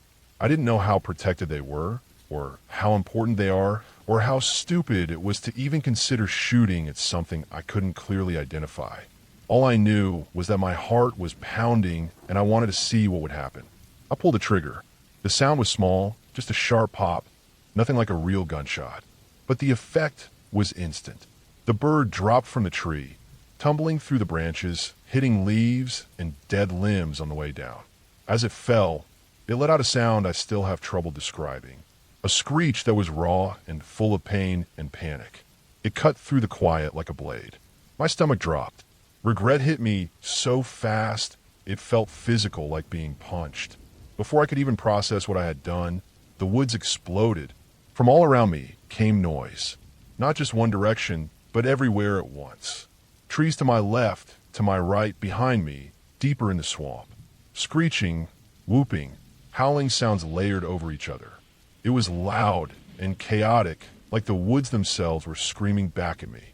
It didn't sound like one animal. It sounded like many, all reacting at once. The best way I can describe it is like 100 things calling at the same time, some high and sharp, some low and echoing. There was a rhythm to parts of it, a rise and fall that felt almost organized, but it was also wild and unhinged. It made my skin crawl. The hair on my arms stood up. I felt suddenly very small and very visible, like everything out there knew exactly where I was. I didn't stay to see what I had hit. I didn't check the ground. I didn't look back at the tree. Survival instinct took over, even though nothing was physically chasing me. I turned and ran. Mud splashed up my legs. Branches whipped my face and arms. My breath burned in my chest. The sounds followed me, not moving closer exactly, but staying present, bouncing through the trees as I ran. That quarter-mile to my house felt endless. I stumbled more than once and barely caught myself. My heart hammered so hard I thought I might pass out. The woods that had always felt familiar suddenly felt hostile, like I had crossed some line without knowing it existed. When I finally broke out of the trees and saw the shape of my house through the fading light, I didn't slow down until I was inside. The sound stopped once I was out of the woods. Just like that. No gradual fade, no distant echoes. One moment the air was full of noise, and the next it was gone. The silence afterward felt heavy, like pressure in my ears. For a long time after that, I didn't go back into that swamp. I didn't talk about what happened. I think part of me buried it because it didn't fit into any neat explanation I had at the time. Years later, when I remembered it again, I tried to make sense of it. I looked up owl calls, distress calls, mobbing behavior. I listened to recordings late at night with headphones on. Some came close, especially when multiple birds are involved or when other animals like coyotes respond. But nothing matched exactly what I heard that evening. What I do know is that animals communicate, and the woods are never as empty as they seem. A single injured bird can trigger responses from others. Alarm calls can spread fast. In the low light, with fear already in my body, everything probably sounded bigger and worse than it really was. But that doesn't erase how real it felt in the moment. That experience changed me more than I realized at the time. I grew up. I learned. I became someone who respects the outdoors instead of trying to dominate it. I learned that hunting isn't about proving anything, and that taking a life should never be done lightly or out of ignorance. I never shot at anything like that again. If I hunt now, it's with purpose and care and only for food. The woods don't scare me anymore, but I don't take them lightly either. I pay attention to sounds. I watch how light changes. I remember that I am a guest there. As for my apartment now, that's where things get strange in a different way, but still grounded in reality. Old buildings make noise. Pipes knock. Floors shift. Air moves through walls and carries sounds in ways that don't make sense until you've lived there long enough. Late at night, when everything is quiet, small noises feel bigger. A creak sounds like a footstep. A thump in the wall feels intentional. Your mind fills in gaps when you're tired and alone. Almost every other night, I notice something. A sudden sound from the kitchen. A vibration through the floor. The feeling that the space isn't settled. I don't jump to ghosts or anything like that. I know it's the building, the age, maybe even my own nerves. But it still gets under my skin sometimes, especially when I think back to that night in the woods and how quickly normal turned into overwhelming. The difference is that now I understand fear better. I know how easy it is for your brain to run ahead of facts. I know how respect, or the lack of it, can change how a place feels. That night in the swamp taught me something I didn't have words for back then. You don't go into someone else's world and act without thinking. You don't take shots just because you can. And you don't forget that the world is bigger and more alive than it looks at dusk. I'm still waiting for the day I can move out of this apartment and into a place that feels quieter, more settled. When that happens, I know I'll sleep better. But no matter where I live, that memory stays with me. The sound of wings and gray light, one bad decision, and the woods answering back all at once. It was real. It was human error meeting natural consequence. And it was enough to change how I move through the world.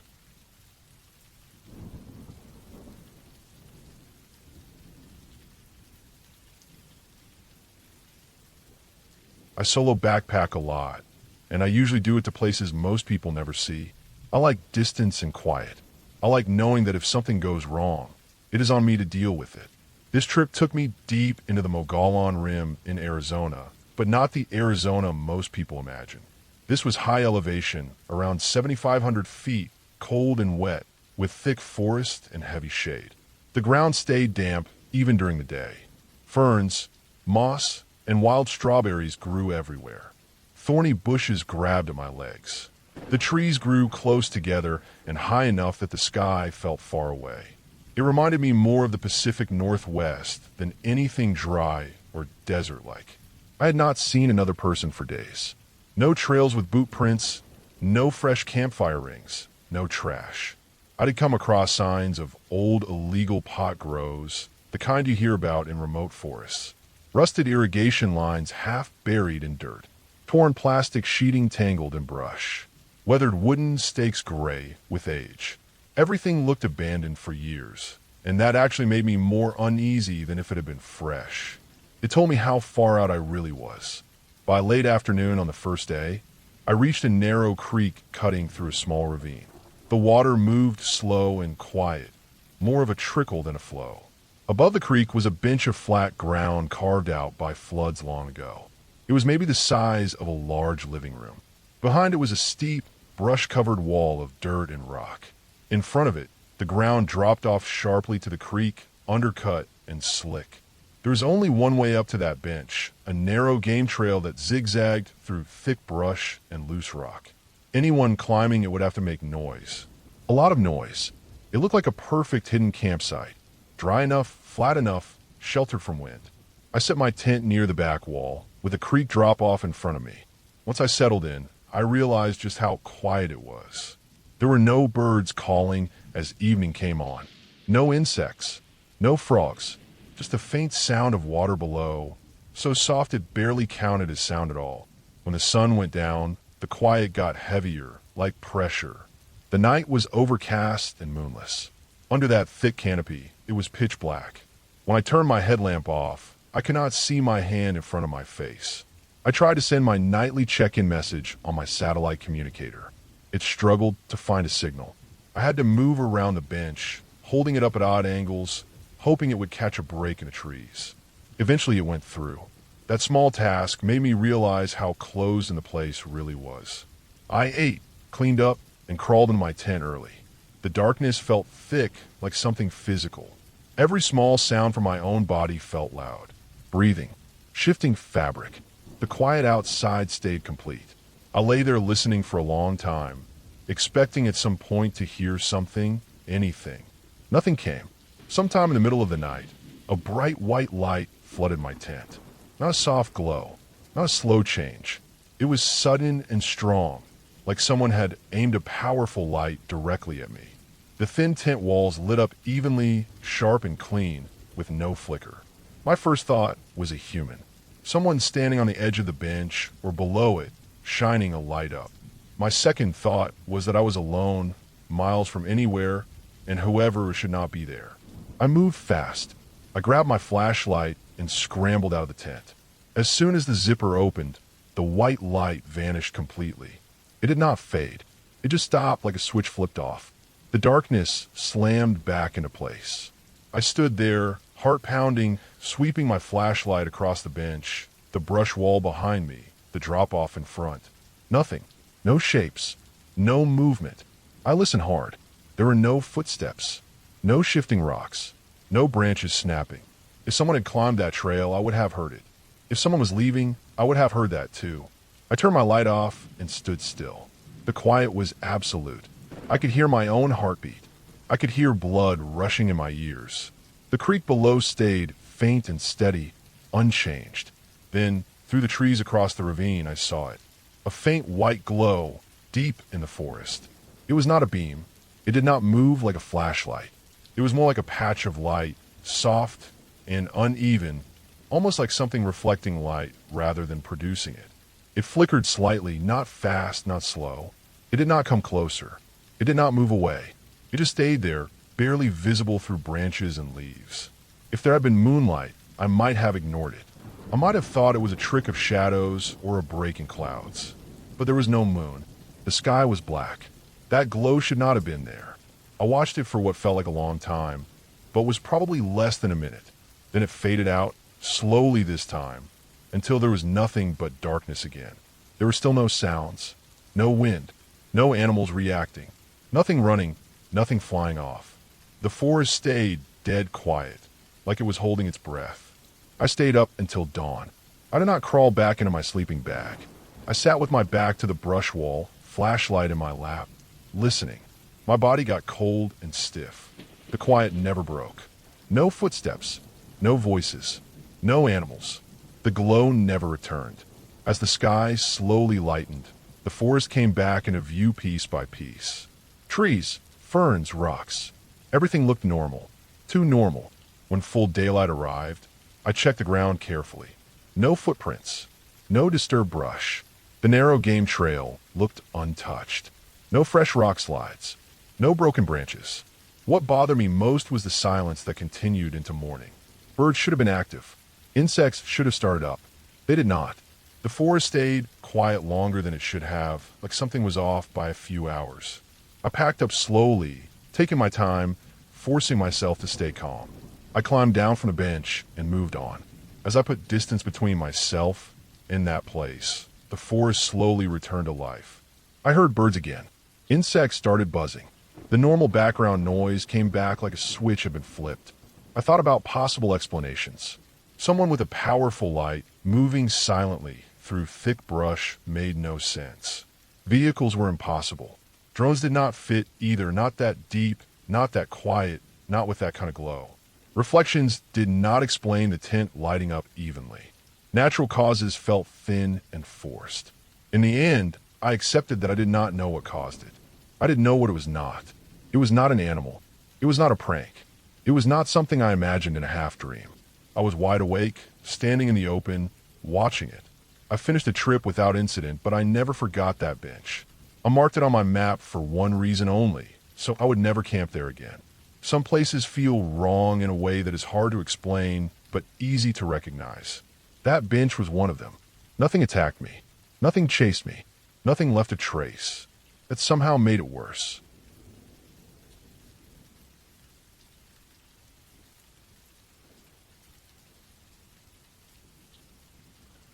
It happened on a camping trip that was supposed to be boring in the best way. A few friends, a public campground, nothing remote or dramatic. Just tents, a fire ring, and cars parked in a loose row near the trees. The kind of place where you expect bad sleep and sore backs. not anything you carry with you afterward. That night, I had been drinking a little, enough to feel loose, but not enough to be sloppy. I knew exactly where I was, who I was with, and what time it was.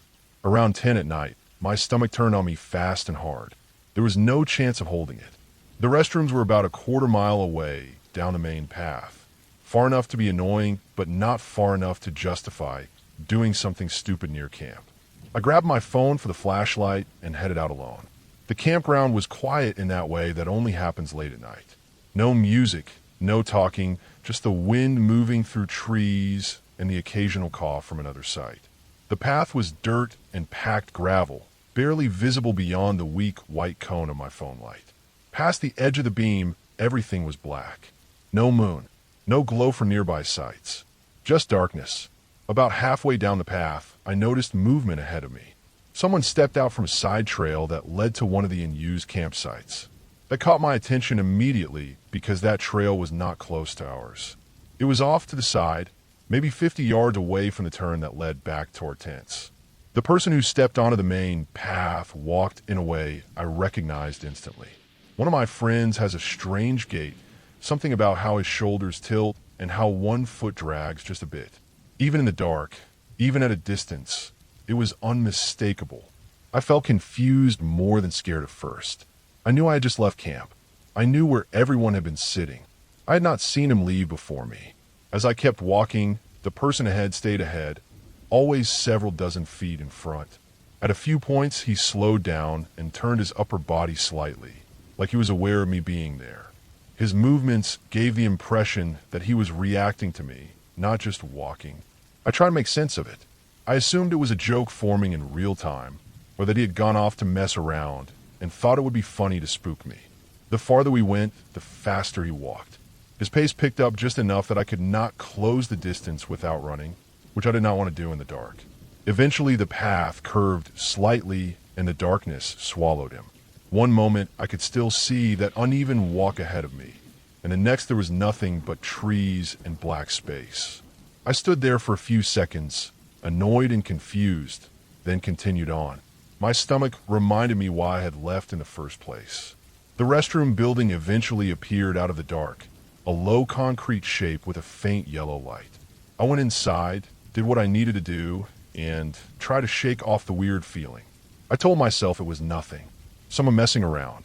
Maybe I had mixed up the direction he came from. Maybe the dark played tricks on depth and distance.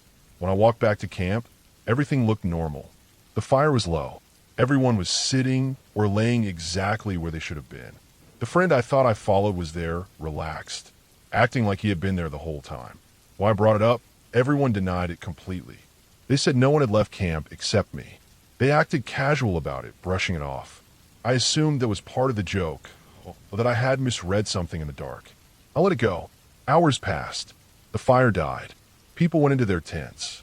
The campground settled into silence again. Around 3 in the morning, I woke up with a full bladder. I did not want to make the long walk again, so I stepped out of my tent and moved a short distance into the trees. The air was cold now, the kind of cold that wakes you up fast. I finished and turned back toward the tents. As I walked back, I heard the sound of a tent zipper. It was close enough that it made sense for it to be one of ours. In the darkness, I could make out a shape near the tents, someone standing upright. The shape moved the way my friend moved. The same off-balance sway. The same drag in the step. I heard the zipper close again. I kept walking, not alarmed yet, just irritated. As I got closer, the person shifted position and stepped a little away from the tents. A small spark flared in the dark. A lighter. The brief flash lit his face for a split second. Then another strike. Then the flame caught and stayed. The light from it was enough to see his features clearly. It was him. The same face I had been talking to earlier. The same jacket. The same posture. He stood there smoking, facing in my direction. His mouth moved. I could tell he was directing something at me, trying to get my attention. I responded without thinking, assuming he was being loud or careless. His mouth moved again, more exaggerated this time. I remember feeling annoyed that he might wake everyone up. His reaction was strange. He shook his head slowly, not angry, not joking, just slow and deliberate. Then he turned and walked toward the cars parked nearby. The distance between us was not far, maybe 30 feet. I watched him move between two vehicles and disappear behind one. I waited a second, expecting him to pop back out laughing. He did not. I walked over, rounded the corner of the car, and found nothing. No movement, no sound. The space between the cars was empty. There was nowhere he could have gone without making noise or crossing into my line of sight. I felt a flash of anger. I assumed he had ducked into his tent somehow, or that this was some stupid commitment to a prank. I walked straight to his tent and stopped. The zipper was closed exactly the way it had been earlier. I stood there and listened. From inside I could hear his breathing, slow and steady, the unmistakable sound of someone deeply asleep. I stood there for a long time, longer than felt reasonable, listening and staring. Nothing changed. No movement. No sound besides the night and his faint snoring. I went back to my tent with a knot in my stomach that did not loosen when I laid down. In the morning, I checked everything again. The paths, the cars, the distance. I talked to him about it later, calmly, not accusing. He denied leaving the tent at all that night. He denied going down the path earlier. He denied smoking. He did not act nervous or amused, just confused. I have replayed that night in my head more times than I can count. I consider the drinking, but I was not that far gone. I remember details too clearly for it to be a blur. I recognize patterns too well for it to be random. Whatever I saw walked like him, moved like him, looked like him, and behaved as if it knew exactly where I was. Twice in one night, in two different places, under two different conditions. I did not say it was anything supernatural. I did not say it was impossible. I say only that something happened that night that fit too perfectly into the shape of someone I knew, without being him. The worst part is not fear. It is the certainty of memory paired with the lack of explanation. Nothing followed me home. Nothing happened again. But every time I think about it, I remember how real it felt, how close it was, and how quietly it slipped back into the dark without leaving a single answer behind.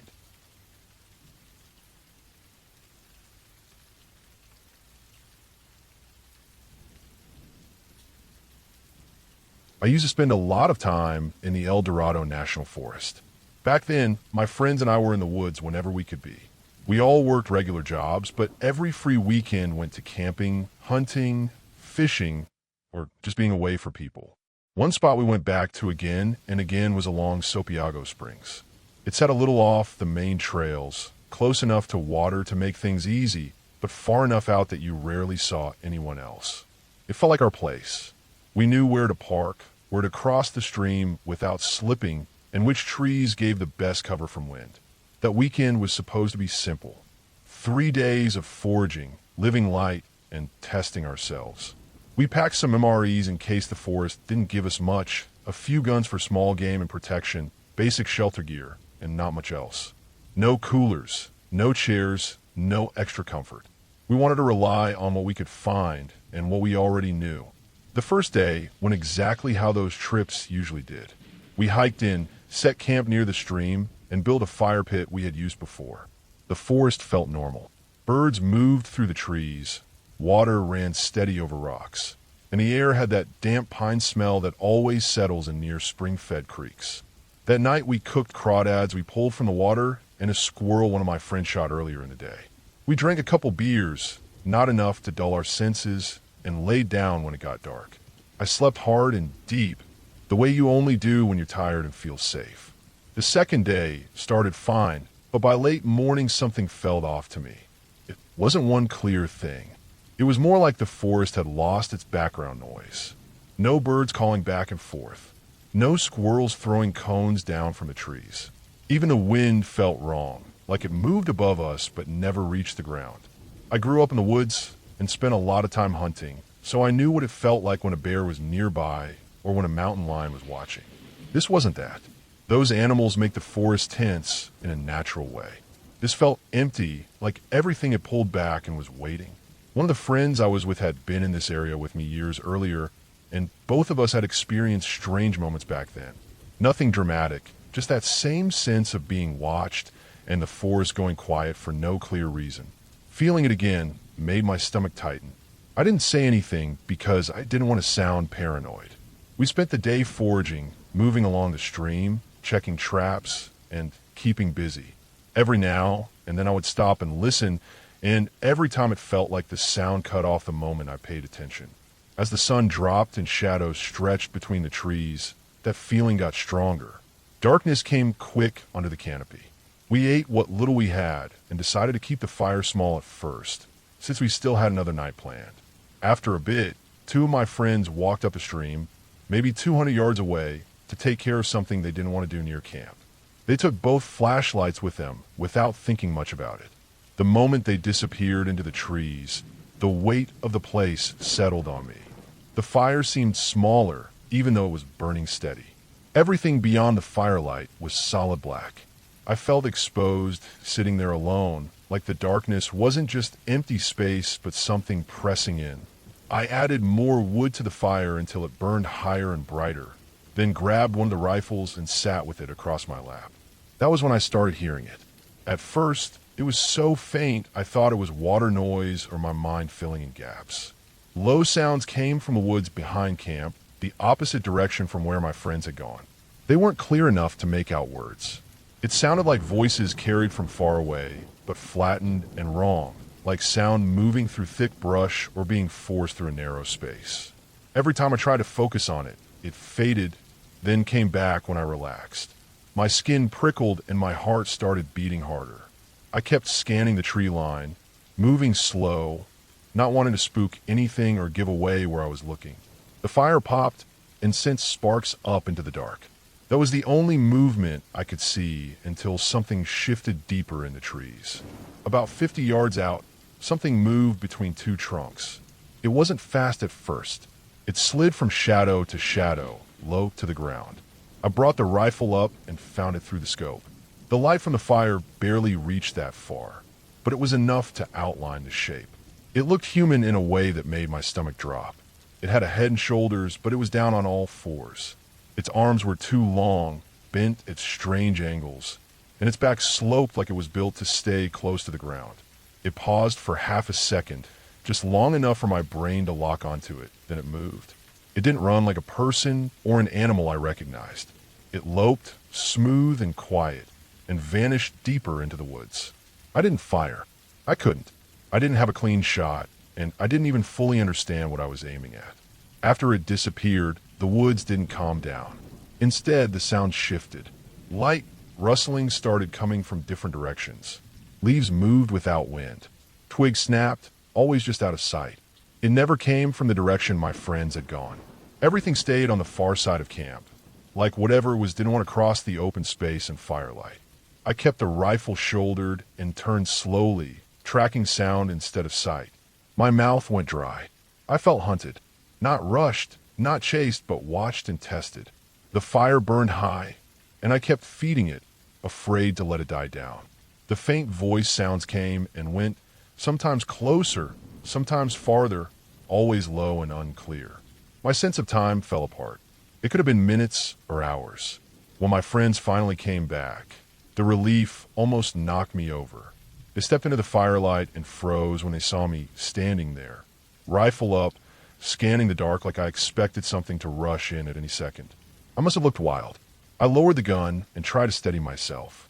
They didn't laugh or brush it off. They could tell something was wrong. When I explained what I saw and heard, the mood shifted hard.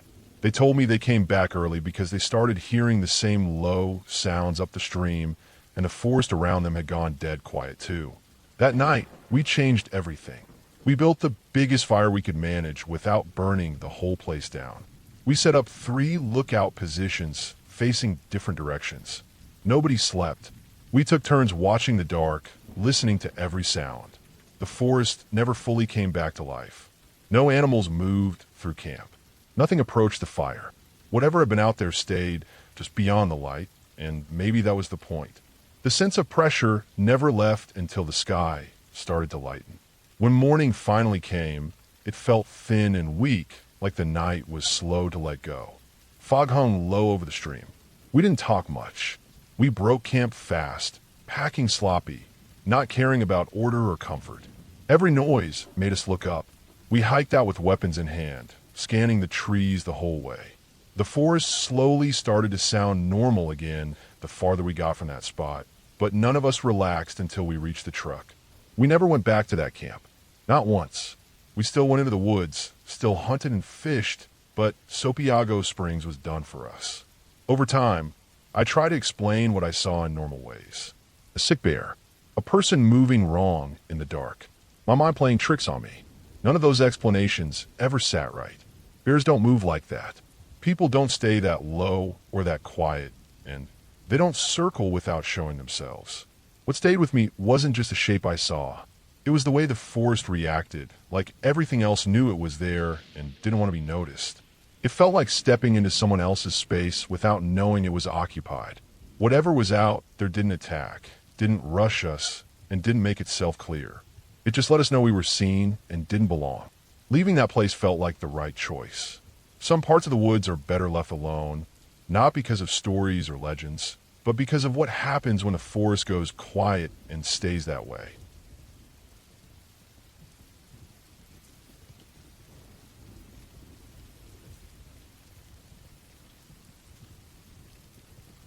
I had been a park ranger for just over 3 years, and I thought I had seen most of what the forest could throw at me. I had walked miles of trail in all kinds of weather, dealt with lost hikers, injured wildlife, and the occasional poacher, but nothing had left me feeling the deep, creeping unease I would experience on that late October night. It was the kind of cold that gnawed into your bones, the kind that no amount of jacket layering could fully fend off. I was doing a solo overnight patrol on the northern edge of the park, a remote area of thick conifers and uneven terrain where cell signal was non-existent. The main trail had long since given way to narrow, overgrown paths, and the forest seemed untouched by humans for miles. My routine that night was simple. I parked the ranger truck at the trailhead before sunset, double-checked my flashlight, radio, and emergency kit, and set off on foot. The goal was to inspect a series of old boundary markers along the park's perimeter. They were worn and hard to see, often hidden beneath moss and fallen leaves. I knew the markers like the back of my hand, but there was something different about the air that evening, a weight that made it feel like the forest itself was holding its breath. As darkness fell, the path became harder to follow. The trees grew closer together, their branches tangled in a way that seemed almost deliberate, blocking the faint glow of the fading sun. I had my headlamp on and kept a hand on my sidearm, more out of habit than actual fear. The night noises were normal at first. Rustling leaves, the distant cry of a hawk, the occasional snap of a twig underfoot, but soon I started noticing sounds that weren't right. Footsteps. Not mine, not from any animal I could identify.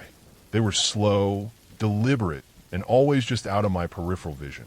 Every time I turned, there was nothing there. I tried to rationalize it. Maybe a deer or elk was moving quietly nearby. Maybe the wind was playing tricks, carrying sounds in strange ways through the dense trees. But the steps never matched the rhythm of anything natural. They were too heavy, too regular, like someone was following me step for step, though I couldn't see anyone. I kept walking, telling myself I was being paranoid. The markers were close. I just had to get to the last one, note its position, and return to the truck. When I reached the clearing where the final marker was supposed to be, the temperature seemed to drop even further. I scanned the area with my flashlight, picking out the moss-covered stone half buried in the dirt. That's when I noticed it, the first sign that something was truly wrong. Footprints. Fresh human footprints, leading straight through the clearing, pressed deep into the mud. They weren't mine, and there was no way someone had been hiking out here without leaving evidence earlier. The prints didn't belong to a hiker. They were large, heavy, almost lumbering. I froze, trying to listen for any movement, but the forest had gone silent. Even the wind had stopped. My heartbeat thundered in my chest as I debated whether to follow the prints or retreat. Against every instinct, I decided to see where they led. If someone was lost or hurt, I needed to know. The trail of prints wound deeper into the trees, leading to a small, long-abandoned ranger cabin I had passed once on an old patrol map, but had never investigated closely. Its roof was sagging, windows boarded, and the door hanging loosely on its hinges. I approached cautiously, flashlight sweeping over the exterior. The footprints led straight to the cabin and then stopped. No signs of forced entry. No signs that anyone had entered recently. Yet the air smelled wrong, like damp earth mixed with something metallic and sharp. I pushed the door open slowly. The cabin groaned under the movement, dust floating in the beam of my light. Inside was empty. Nothing but old furniture, a rusted stove, and a layer of dirt thick enough to suggest no one had been there in years. Then I saw it. A single, dark streak along the floor, smeared through the dust as if something heavy had been dragged. I crouched down, running my gloved hand along it. It was sticky, viscous, and cold. My stomach turned.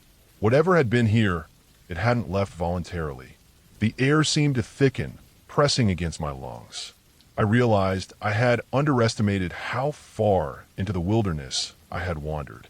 There was no one coming to check on me tonight. I was completely alone. I left the cabin as quickly as I could, sticking to the shadows, moving silently through the trees. Every step felt heavier, like the forest itself was resisting me. I kept seeing movements in the corners of my eyes, shapes that didn't belong, but every time I spun around, they vanished. It took over an hour to make it back to the truck, following the same twisting, overgrown trail, my flashlight cutting through the black like a knife. When I finally reached the clearing where I had left the vehicle, I stopped and stared. My truck was exactly where I had parked it. Nothing else. No prints, no signs of anyone else. Just the cold metal under my hand as I climbed in and locked the doors. I drove out slowly, keeping my eyes on the forest as it slipped past, uneasy and alert. The feeling didn't leave me even when I was back on a main road, where headlights and traffic gave me some comfort. Later, back at the ranger station, I reported the strange footprints in the cabin, but by the time other rangers checked the site during daylight, there was no trace of anything unusual. No footprints, no smear in the cabin. It was as if the forest had swallowed whatever had been there. I've been back to that northern edge of the park many times since, during both day and night. Nothing ever appeared again. No one else reports anything unusual in that area. But I can't shake the memory, the heavy silence, the footprints, the cabin, the sense of being watched and followed by something unseen. It changed the way I patrol. I stick to trails more carefully now, and I'm never alone after dark. Some nights, I can still feel the presence behind me, just beyond sight, moving silently, and I know the forest has secrets I'll never fully understand.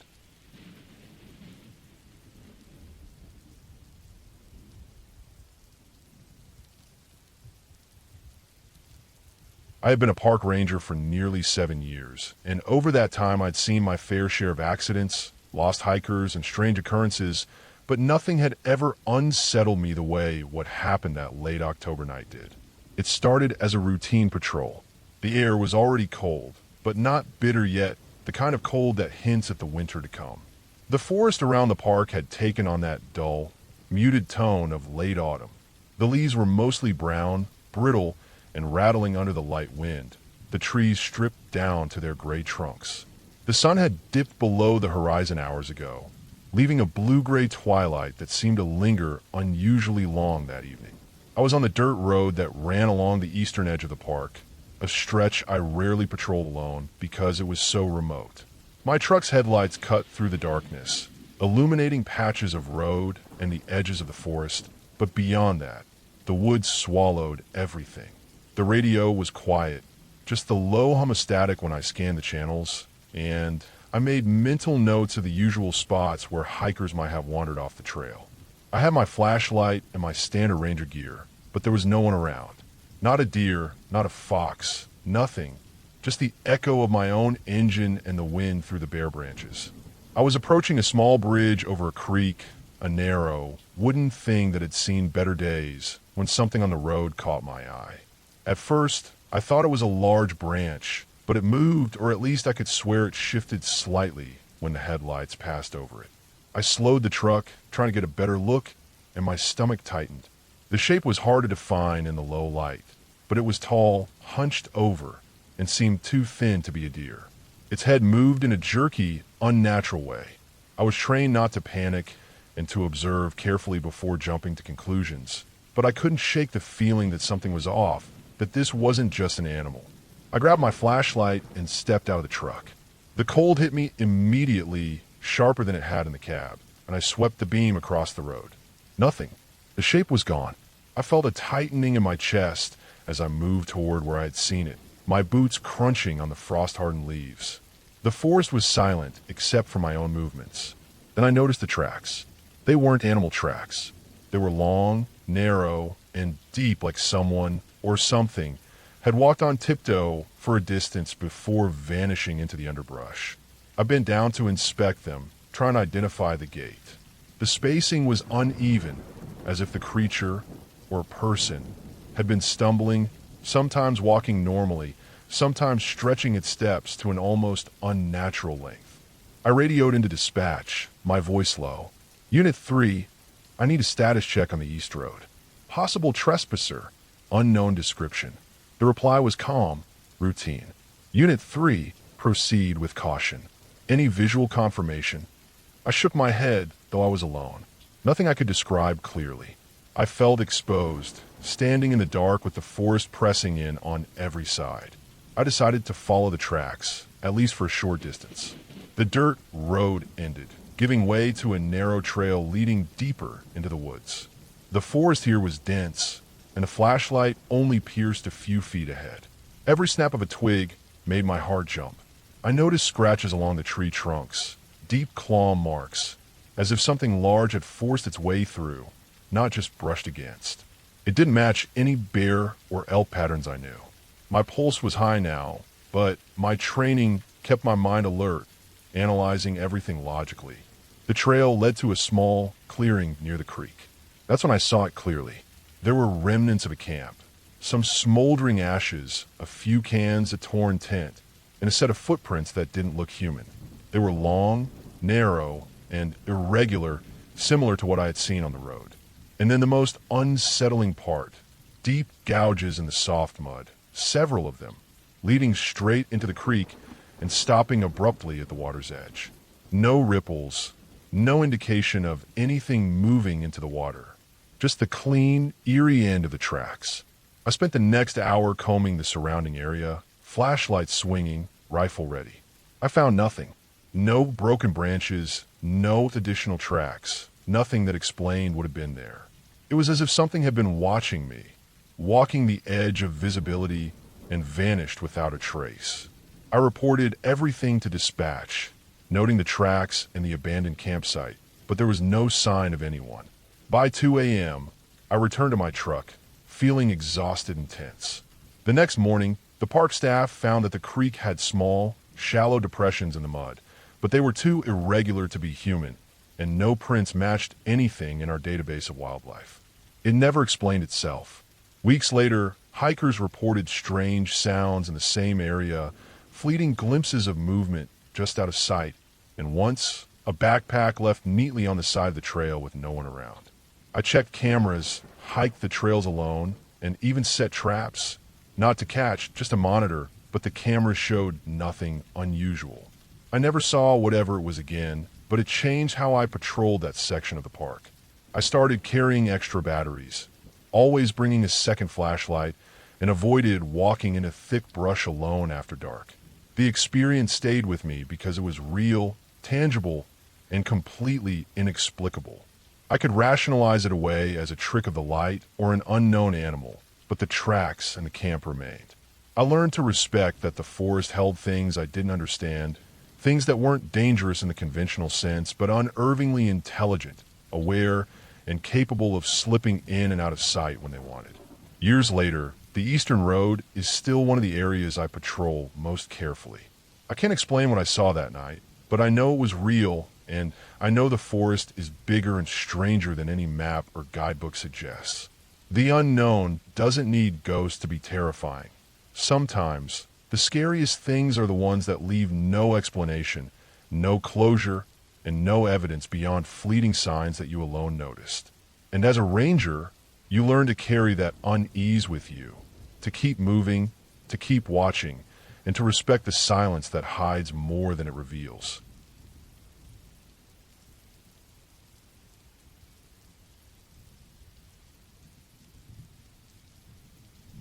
I had been a park ranger for over 8 years, mostly working in the dense, mountainous forests where the trails were long, and the only sound were the wind and the occasional rustle of wildlife. Most days were predictable. People lost on trails, hikers encountering bears, sometimes a car stuck in mud on the logging road. But one summer evening changed the way I looked at this job forever, and I can't shake it even now. It was late July, the kind of evening where the sun hangs low and the air still carries the warmth of the day, but a cold undercurrent sneaks in between the trees. I was on a solo patrol, riding my ranger truck along a narrow dirt road that cut through a particularly thick patch of forest. This area was off the main trails, rarely traveled, and I liked it that way. It was quiet, the sort of quiet that made a man feel alive in his own small insignificance. I had just passed a curve in the road where the trees crowded the edges so tightly the road was nearly swallowed in shadow. That's when I saw it. At first, I thought it was an animal, maybe a deer or a black bear, because I had seen plenty in these woods. But something about the way it was standing froze me in place. It was tall, unnaturally tall, with a posture that didn't quite match any animal I knew. It wasn't running or moving, just standing there, and the moment my headlights hit it, it seemed to vanish. I blinked, rubbed my eyes, but the darkness held nothing. Shaking off the unease, I drove on. I had about 10 miles left before I reached a small ranger cabin where I planned to check in. The road twisted and turned, dense forest on either side. I could feel the weight of the darkness pressing against the truck windows. My headlights cut through the trees in narrow beams, and every shadow seemed alive. My radio was quiet except for the faint hum of static. I reminded myself it was probably just my mind playing tricks, fatigue, the isolation, too many late nights patrolling. Then I saw the truck. It was half hidden behind a grove of pines, angled across the road, as if someone had abandoned it in a hurry. I slowed, keeping my hands on the wheel, and noted the make and model. It was an older SUV, familiar enough, but the windows were dark. No lights. No movement. I should have radioed it in immediately, but something made me stop closer. The forest was silent. No birds, no insects, nothing but the distant rush of a small creek. I got out, my boots sinking into the soft dirt, and approached cautiously. The smell hit me first, subtle but unmistakable, burnt oil mixed with wet leaves, and a faint metallic tang that made the back of my throat tighten. The SUV's doors were locked. I circled it slowly, eyes scanning the trees, my senses alert. That's when I noticed the tire tracks leading off into the woods. 2 sets, large, heavy, heading straight into the darkness. They were recent, pressed deep into the damp earth. Whoever had been here hadn't gone far. Something about the tracks made my stomach turn. They weren't random. They moved with purpose. I grabbed my flashlight and followed them into the forest. The beams of light bounced off the trees, long shadows stretching in impossible angles. I followed them deeper, noticing broken branches, scuffed bark, and patches of disturbed soil that suggested a struggle. My heart beat faster, not from fear alone, but from the knowledge that I was alone in a part of the forest few people ever came, and whatever had made those tracks was still out there. I kept moving, following the tracks until they led to a clearing I hadn't known existed. The clearing was small, almost perfectly round, with grass flattened as if by weight, like a heavy object had been placed there. At the center lay something that made my stomach drop, a body. Not a human body, but animal, a full-grown elk, gutted cleanly, missing parts that left no trace of struggle beyond the fresh blood soaked into the soil. I scanned the surrounding trees. Nothing moved. No birds, no squirrels, no wind. The silence was complete, oppressive. I took out my radio to call it in. The moment I pressed the button, the static died, replaced by a low, rhythmic sound. It was subtle, almost inaudible, but unmistakable, a tapping like heavy claws hitting wood or stone, moving closer. My flashlight swung wildly, illuminating the edge of the clearing, and I caught movement. Shadows shifting between the trees, impossibly fast, larger than any animal I had ever seen. I froze. My training kicked in. I knew I should retreat slowly, avoid turning my back. But fear and instinct collided. I counted 10 of those steps, or was it seconds, before the sound stopped. Complete silence returned. I dared to glance back at the SUV. It was gone, vanished, like it had never been there. I didn't run, not at first. I walked carefully, retracing my path to the road. My mind raced with explanations, but none fit.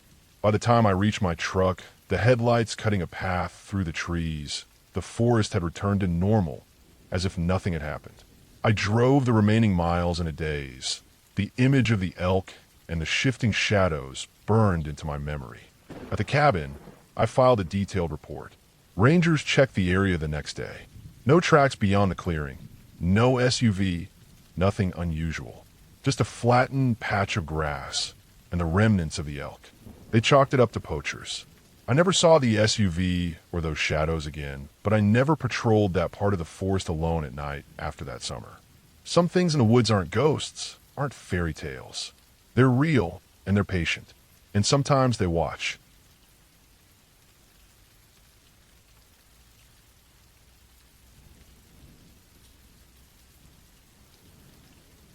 I remember the morning starting like any other shift at the park. The sun hadn't yet climbed fully over the horizon, and a pale fog hung low over the dirt roads that wound through the dense forest.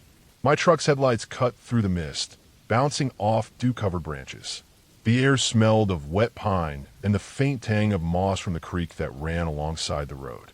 It was early fall, and the leaves were just beginning to turn, a mix of amber, gold, and crimson scattered across the ground like pieces of burnt paper.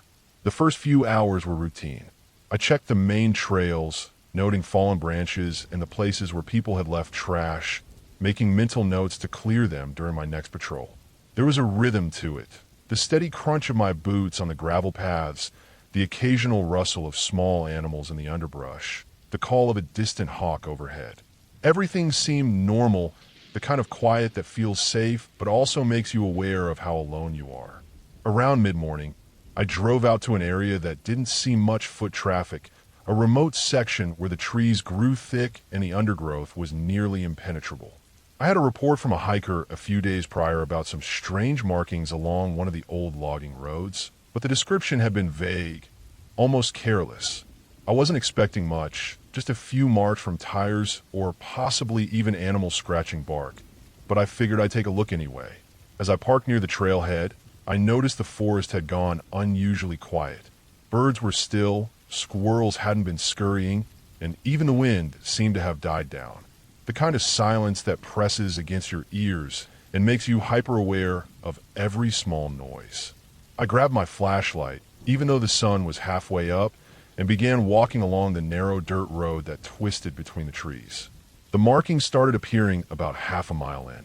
Deep gouges in the bark of several young trees, irregular in shape, almost as if someone had taken a hatchet or a sharp tool and just swung wildly. But that didn't make sense. It wasn't vandalism like the kind you'd see near a campsite or a picnic area. The gouges were high, far above my head, and even above the reach of an adult. The pattern was strange, almost deliberate, but not in any way that resembled letters, numbers, or symbols. It was just chaos. I continued slowly, trying to rationalize what I was seeing. It could be a bear, I thought. Bears will scratch to mark territory. But I've seen bear markings hundreds of times in my years in the park. This wasn't a bear. Bears don't make neat, isolated gouges like these. And the ground around the trees didn't show claw marks or tracks. The soil was undisturbed. I knelt to examine it closer, tracing the bark with my fingers, feeling the fresh cuts. The smell of sap was strong, the bark still raw. Whatever had done this had been here very recently. I kept walking, heart rate rising despite trying to stay calm. The forest thickened, the canopy closing above me, dimming the sunlight and making the shadows between the trees deeper, more oppressive. Then I saw it. A straight line cut through the underbrush, wide enough to look like someone had forced their way through, but jagged and rough like they didn't care about the plants, just the path. My pulse quickened. I had never seen this before in any remote part of the park. I followed the path, stepping carefully over roots and fallen branches. About 50 yards in, I came to a clearing, and that's when I noticed the ground was disturbed in an unusual way. There were footprints, not human, Not any animal I recognized. Large, wide, with long toes, almost flat, and set far apart. They led in a straight line into the forest, disappearing between the trees. I shone my flashlight across the clearing, scanning for movement. Nothing. Just the soft, eerie sound of leaves shifting, as if the forest itself was holding its breath. I decided I needed to report this, but my radio crackled with static. There was no signal out here, nothing. That was normal for this section, but the timing made my stomach twist. I started walking back toward the truck, taking the path slowly, but then I realized something. The sounds I had dismissed before, the rustle of leaves, the occasional snap of twigs, were following me. Not behind me exactly, but ahead, and then to the side, keeping pace with me. I didn't run. I never run in the forest. Running causes panic, makes mistakes more likely. I kept my pace steady, eyes scanning, flashlight sweeping. The air felt colder now, though the sun was high. There was a faint smell, metallic, almost like iron. It was faint, but enough to make my stomach turn. Then I noticed broken branches at a height above my head, as if something had moved through the trees. High up over me, I stopped, shined a light into the branches. Nothing, but the marks on the trees matched the ones I'd seen earlier. Someone, or something, had moved through this area, and I wasn't alone. I finally reached the truck and climbed in, locking the doors immediately. I called dispatch as soon as I had a signal, and they instructed me to stay put until backup arrived. I watched the forest through the windshield, the shadows moving subtly as if alive. When the rangers arrived, we walked the path together. The marks and footprints were still there, just as I'd found them. Experts from wildlife and law enforcement examined everything, but no one could explain it. Large animal, human interference? Nobody could confirm. In the end, the park put up warning signs, restricted the area, and increased patrols. I never saw anything again in that part of the forest. But every time I drive past it now, even in daylight, I feel that same chill, that same pressure of being watched. The woods hold a presence there, one that left marks but no trace, evidence of something I can't explain. And that realization that there are things moving in the forest beyond our knowledge stays with me every time I put on my ranger uniform. It's a quiet, patient fear, not flashy or violent, but real. And sometimes the most terrifying things aren't what you see, they're what you know is out there, just beyond the trees, waiting.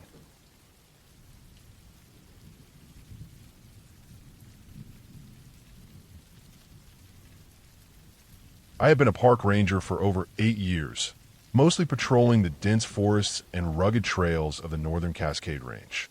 The job was supposed to be routine. Check on the campsites, ensure hikers stayed safe, monitor wildlife, and respond to emergencies. Most days it was quiet, the kind of quiet that made you appreciate the sound of your own boots on the trail and the wind through the pines. But that morning, I drove into the park in the gray light before sunrise, feeling an unease I couldn't shake. The first few hours were normal. I did a sweep of the main trailheads, checked the bear-proof food lockers at the backcountry sites, and noted a few hikers heading out early for day trips. I could hear the distant rush of a waterfall and the occasional crow, everything appearing completely ordinary. But when I reached the back road, leading to a remote camping loop, the feeling came back. There was a heaviness in the air, a stillness that didn't belong. The road was narrow, flanked by thick firs that blocked almost all the morning light. It was the kind of place where even birds seemed reluctant to go. I stopped to check my map, leaning against my truck, when I noticed the ground near the road. Something had been dragged along the dirt, a long, shallow trench with torn grass and broken branches. I frowned. It wasn't unusual to see evidence of deer or elk, but this was different. The ground was churned in a way that suggested force, like something heavy had been moved along it. I traced it with my eyes deeper into the woods and realized it disappeared into the trees, ending abruptly in a small clearing. Curiosity pushed me forward. I parked my truck and grabbed my flashlight and radio, moving cautiously along the path. The clearing wasn't large, just a flat patch of earth surrounded by tall trees. That's when I saw it. A deer leg lying on the ground, freshly severed. The flesh was raw, and there was no sign of decomposition. The smell hit me immediately, sharp and coppery, mixed with the damp forest scent. My stomach turned. I scanned the surrounding area carefully. No other parts of the animal, no blood trail leading anywhere, just the leg like it had been left deliberately. I checked around, thinking maybe a predator had made a kill, but nothing made sense. Predators don't usually leave just one leg, and they certainly don't drag it neatly to the middle of a clearing. I called it in over the radio to the ranger station. The voice on the other end was calm, but I could hear the hesitation. There were reports over the years of hunters, poachers, and sometimes people who like to trap animals illegally, but nothing that specific. They told me to secure the area and wait for backup, which would take a while given how far I was from the main station. While I waited, I walked the perimeter. The trees were thick, and every sound seemed louder in the silence. The snapping of a twig under my boot, the occasional rustle of leaves, the distant water flow. Then I noticed tracks in the mud. They weren't animal tracks.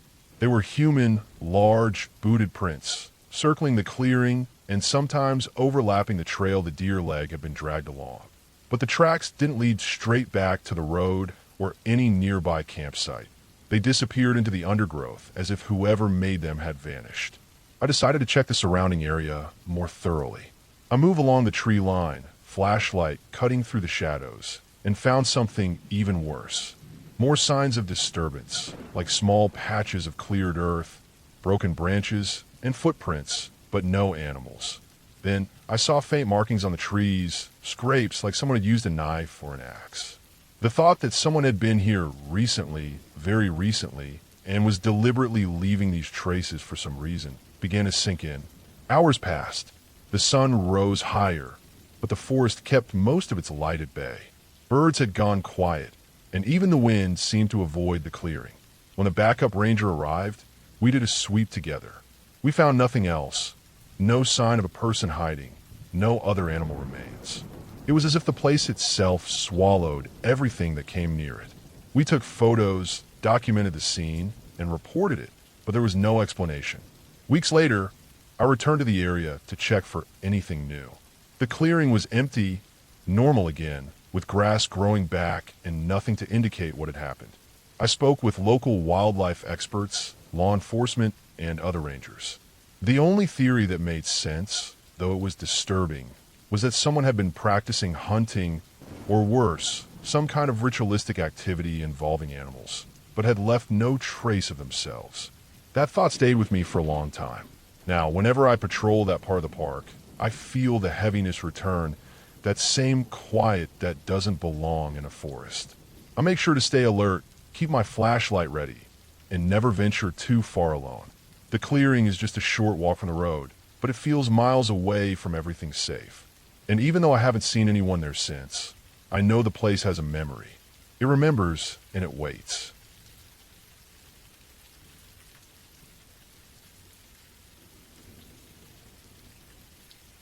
I've been a park ranger for over 8 years, and I've walked nearly every trail, checked every campsite, and driven every back road in the area I patrol. I know the woods like the back of my hand.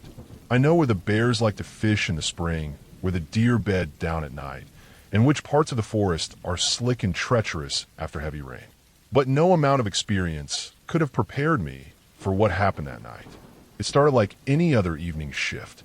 I had just finished my regular patrol through the northern section of the park, an area of dense forest with narrow dirt roads and a few small, scattered lakes. The sun had set fully, and the only light came from my headlights bouncing off the trees, the moon faint behind a layer of clouds. My truck was old, a beat-up Ford Ranger with a spotlight mounted on the roof and a siren I'd never had to use in emergencies beyond lost hikers. The night was quiet, the kind of quiet that makes you hyper-aware of every small noise. The snap of a branch, the rustle of leaves, the soft scuttle of animals moving unseen. I was driving down one of the narrower roads, winding between tall pines and dense underbrush, when I noticed something odd. A faint orange glow flickered ahead, barely visible through the trees. My first thought was a campfire, someone illegally out there, but it didn't look right. It was too high off the ground, too consistent in shape, and it seemed to pulse almost like it was moving. I slowed, keeping a hand near my flashlight, and aimed the spotlight toward the glow. At first, I thought maybe it was a lantern someone had hung, but as I got closer, the shape became clearer. It wasn't a lantern, and it wasn't a fire. It was a piece of heavy equipment, maybe a logging light left on by a crew, but that made no sense. Logging operations in this area were restricted, especially at night. I parked the truck a few dozen feet away and stepped out. The air was crisp and smelled faintly of wet pine and earth. I could hear the hum of insects and, in the distance, the gurgle of a creek. The glow was hovering above the ground, just beyond a small clearing. It moved slowly, almost deliberately, shifting in angles that didn't make sense for any human or animal. My heart started to pound, but I reminded myself that I was a ranger. I had seen people do reckless things in the woods, and maybe this was just someone's weird project or equipment. I lifted my flashlight and stepped forward cautiously. The glow intensified as I approached, and that's when I noticed something else. There were tracks, footprints that hadn't been there before. They were deep, larger than a man's, with claw-like impressions at the toes. Fresh. The mud was soft, and the prints led from the tree line toward the glow and then disappeared completely, as if whoever or whatever had been there simply vanished. I felt a chill run down my spine. My logical brain argued, maybe a large dog, a deer, something natural. But I've seen deer prints 1,000 times. They don't look like this. And dogs, even big ones, don't leave clawed imprints in that shape. I decided to follow the tracks, moving slowly, scanning with both my flashlight and the spotlight on my truck. The glow seemed to shift in response to my movement, maintaining distance but staying in the clearing. The longer I watched, the more I realized that it wasn't some ordinary light source. It was bright, almost artificial, but not exactly. There was a vibration to it, a subtle pulsing that I could feel in my chest. My instinct screamed at me to leave, but curiosity and training kept me rooted. Suddenly, the glow shot upward, disappearing into the canopy with impossible speed. The sound that followed wasn't a roar or growl. It was a low, vibrating hum, like a heavy piece of machinery vibrating through metal. The underbrush rustled violently, and for a moment I froze. Every survival instinct in me screamed that I was not alone, but there was nothing to see, just the dark forest, the faint moonlight, and the lingering hum in my ears. I stepped back toward my truck, my flashlight scanning wildly. That's when I saw them. Shapes low and fast, moving between the trees. I could make out several, hunched but fast, skimming the ground. Not human. Not any animal I've ever seen in these forests. Panic surged, but I kept my voice quiet, speaking into my radio for backup even though I doubted anyone could reach me in time. The shapes moved with precision, almost as if aware of me, avoiding my flashlight beams, slipping between shadows. The glow reappeared suddenly, hovering low and bright, and then shot up again, dragging the shapes with it. I could hear heavy thuds in the distance, crashing through underbrush, and then silence. The night was empty again. I checked the area carefully, searching for tracks, footprints, any sign of the strange creatures. There was nothing, just the faint glow of my truck's dashboard and the forest breathing around me. By the time I returned to the ranger station, my hands were shaking. I filed a detailed report, noting the unusual tracks, the lights, and the strange humming noise. My fellow rangers listened, skeptical at first, but I convinced them to check the area the next day. When they did, there was no sign of anything. No tracks, no light residue, no disturbances. Just trees and mud, as if nothing had happened. Weeks later, I checked park cameras. One camera captured the faint glow rising above the treetops, moving at impossible speed, disappearing into the night sky. Nothing else appeared on the footage. I don't know what I saw that night. Whatever it wasn't human, it wasn't an animal, it wasn't equipment. I don't tell this story lightly, because I'm supposed to be the one who handles logic, who explains things rationally. But even now, years later, I keep my flashlight charged, my truck ready, and I never, ever patrol that northern section alone after dark. The forest feels different there, and I know that whatever I saw is still out there, moving quietly just beyond the trees, waiting for nightfall.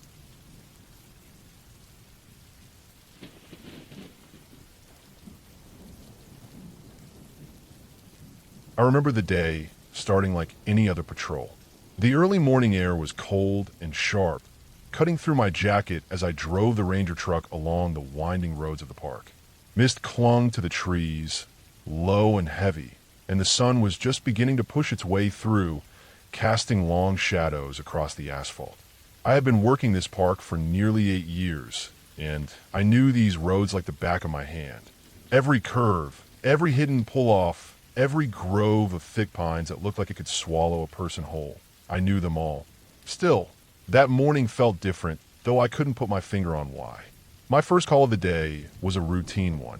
A hiker had reported some unusual tracks near a rarely used trail deep in the northern section of the park. These weren't your normal deer or bear tracks. The description was vague, something like a large animal walking upright. I didn't take it seriously at first, chalking it up to a hiker's overactive imagination, but duty required I check it out. The drive north took longer than usual. The road was unpaved, winding through dense forest, and every now and then a broken branch or a fallen log reminded me of the sheer isolation of this place. Once I parked near the trailhead, I gathered my gear: flashlight, radio, first aid kit, binoculars, and my sidearm, standard procedure for solo patrols in remote areas. I always carried extra food and water, even on short hikes, because I'd learned over the years that in this park, things could go wrong in a heartbeat. The trail was quiet, eerily quiet. Birds chirped sparsely, and the wind rustled the tops of the trees, carrying a faint, almost metallic scent. I followed the path described by the hiker, my boots crunching on fallen needles and dry leaves. About 40 minutes in, I noticed the tracks. They were enormous, far bigger than humans and oddly spaced, like whoever or whatever had made them walked with long, deliberate steps. There was no sign of dragging, no broken branches, nothing that would suggest the creature was injured. Just these tracks, heading deeper into the forest. I followed them cautiously. The light was fading faster than I expected. The thick canopy blocked much of the late afternoon sun. I kept my flashlight ready, scanning the shadows for any movement. That's when I heard it, a low, guttural sound like something heavy brushing through undergrowth. It wasn't loud, but it was close, just beyond a thick stand of pines. My first thought was bear, but the tone didn't match any growl I'd ever heard. It was deeper, more deliberate, as if something was testing me. I froze, trying to pinpoint the source. My heart was hammering. I moved slowly, keeping my flashlight sweeping, but I didn't see anything. Then I noticed something odd. The track split here, forming 2 sets, but one set didn't continue with natural animal stride. It was uneven, almost like the creature had paused, shifted, then continued. Whoever, or whatever, had been here wasn't moving normally. I made the call on my radio to base, describing what I'd found. Static, then nothing. I tried again, switching channels. Still nothing. The forest seemed to swallow my voice. That's when I realized my phone had lost signal, my radio was dead, and even the compass on my GPS fell off, spinning for a moment before correcting itself. Isolation hit me fully then, that crushing sense that I was alone with something I couldn't identify and couldn't communicate about. Night fell fast. The forest was a black wall, and my flashlight was the only thing cutting through it. I traced the tracks as far as I dared, then decided I had to turn back. That's when I noticed them.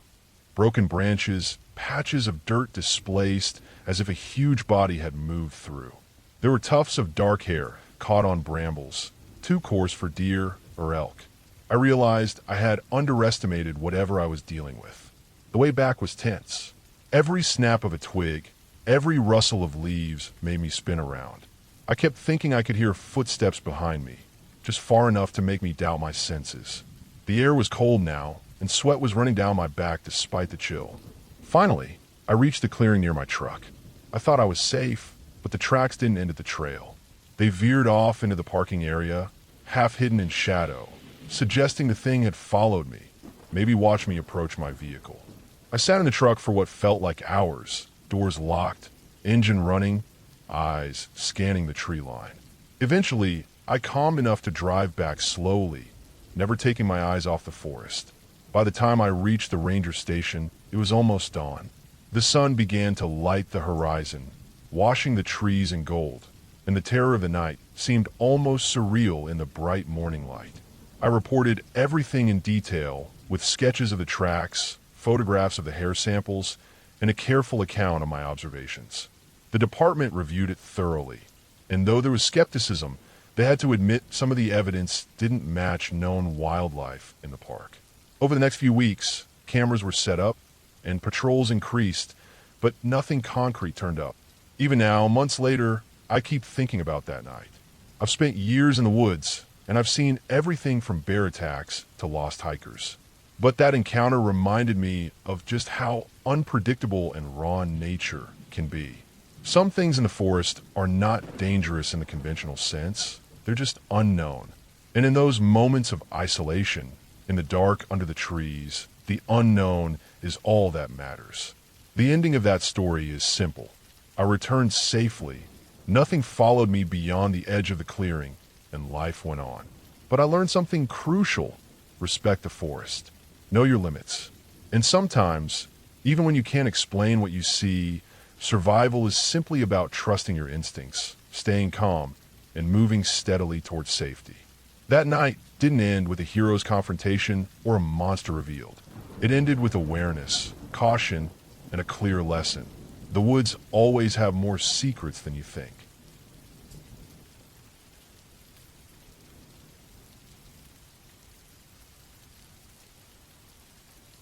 I have been working as a park ranger for almost 6 years at a large national forest in the northern mountains, a place where the peaks were sharp, the rivers were icy, and the nights were dark enough that even the moonlight felt dim. The forest was mostly quiet, filled with the usual sounds of wildlife, the wind moving through pine needles and the distant gurgle of streams. But there were times when the quiet was too heavy, like the air itself was holding its breath, and I learned quickly that quiet forests could hide a lot more than bears or deer. It was late October, the kind of night that carried a damp chill and smelled of decaying leaves. The days were short, and I was finishing up a long evening patrol along one of the remote logging roads that wound through the forest. The road was mostly gravel, lined by thick pine and fir trees that leaned over the path, their branches forming a dark tunnel. The sun had set hours before, and my truck's headlights barely cut through the darkness. I had been alone for hours, scanning the road for signs of people camping illegally or driving off-road.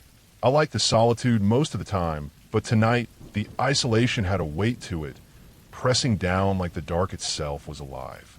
About 30 minutes into the drive, I noticed something strange. There was a light ahead on the road, faint and wavering, like a lantern flickering far off between the trees. I slowed down, expecting a camper or a hunter who had stayed out too late. But the light wasn't moving in the way a person would. It drifted slightly from side to side, as if being carried by the wind, but it was too steady for that. My truck rolled to a stop, engine idling, and I grabbed my flashlight. I got out and stepped onto the gravel.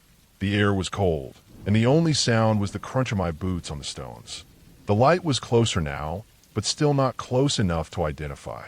I aimed my flashlight at it, but the beam passed through nothing. There was no lantern, no flashlight, no figure holding it. The glow just hovered, a pale, orange flicker suspended in the middle of the road.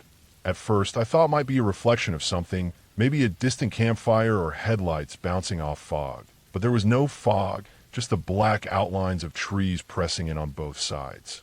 I watched the light for a few minutes, moving slowly toward the tree line, and then it disappeared entirely. No fade, no flicker. It simply vanished. A twinge of unease ran through me. I was used to unexplained things in the forest, but something about the way that light moved made my instinct scream. I climbed back into the truck and continued along the road, eyes flicking between the headlights and the surrounding darkness. My radio crackled, and I caught a fragment of a ranger from a station miles away talking about a missing hiker. They were sending a team out, asking if anyone had seen anything unusual. My stomach sank. I drove for another mile when I noticed tire tracks veering off the gravel into the trees. The tracks weren't fresh, but not old either. They were deep, as if something heavy had passed through, and the spacing suggested a vehicle larger than mine. I parked on the side, grabbed my flashlight and my sidearm, and walked into the forest along the tracks. The trees were close together, branches scraping against my jacket, and the darkness pressed down so hard I could barely see the ground in front of me. After a few hundred feet, I came to a clearing, and my stomach dropped. There, in the middle of the forest, was a truck, older model, dark color. But what made it worse was that it looked abandoned, like the driver had vanished in mid-step. The doors were unlocked, the keys in the ignition, but there were no footprints leading away from it. No signs of struggle. Nothing. Only the tire tracks leading in and out. I scanned the area carefully. The moonlight gave a dim, uneven light, and I thought I saw movement at the edge of the clearing. I moved slowly, staying low, shining my flashlight over the undergrowth. There was nothing until I heard it, a low, metallic thud from deeper in the trees. It wasn't a branch breaking, not an animal running. It was deliberate, heavy, and it came again a few seconds later. My pulse spiked. I knew the forest, I knew the sounds of wildlife, and this was different. It wasn't a sound that belonged. I backed up to the truck, grabbed my radio, and called in the location. The team said they were a mile away and would meet me. I stayed in the truck, keeping the headlights on, trying to calm myself, trying to rationalize it. Maybe a hiker had panicked and wandered off. Maybe someone had left the truck deliberately. But then I saw it, something moving at the very edge of the clearing. Not a person, not an animal I recognized. It was hunched, moving slowly and deliberately, keeping just out of the light. Minutes felt like hours. The team's vehicles were distant headlights coming down the gravel road, and finally, relief hit me. I waved my flashlight, they saw me, and I jumped out, explaining what I had seen. They circled the area, but there was no trace of anything except the truck and the tracks. We searched for hours. The forest was empty, nothing to indicate what had been there. By dawn, I was exhausted, sitting against the truck. The light from the sun started cutting through the trees, and I could finally see the forest for what it was.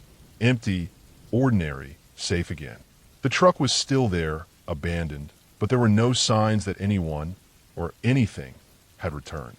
Eventually, the authorities removed the vehicle, and they never found the owner. No one else reported seeing what I had seen, and the missing hiker report was eventually closed with no clues.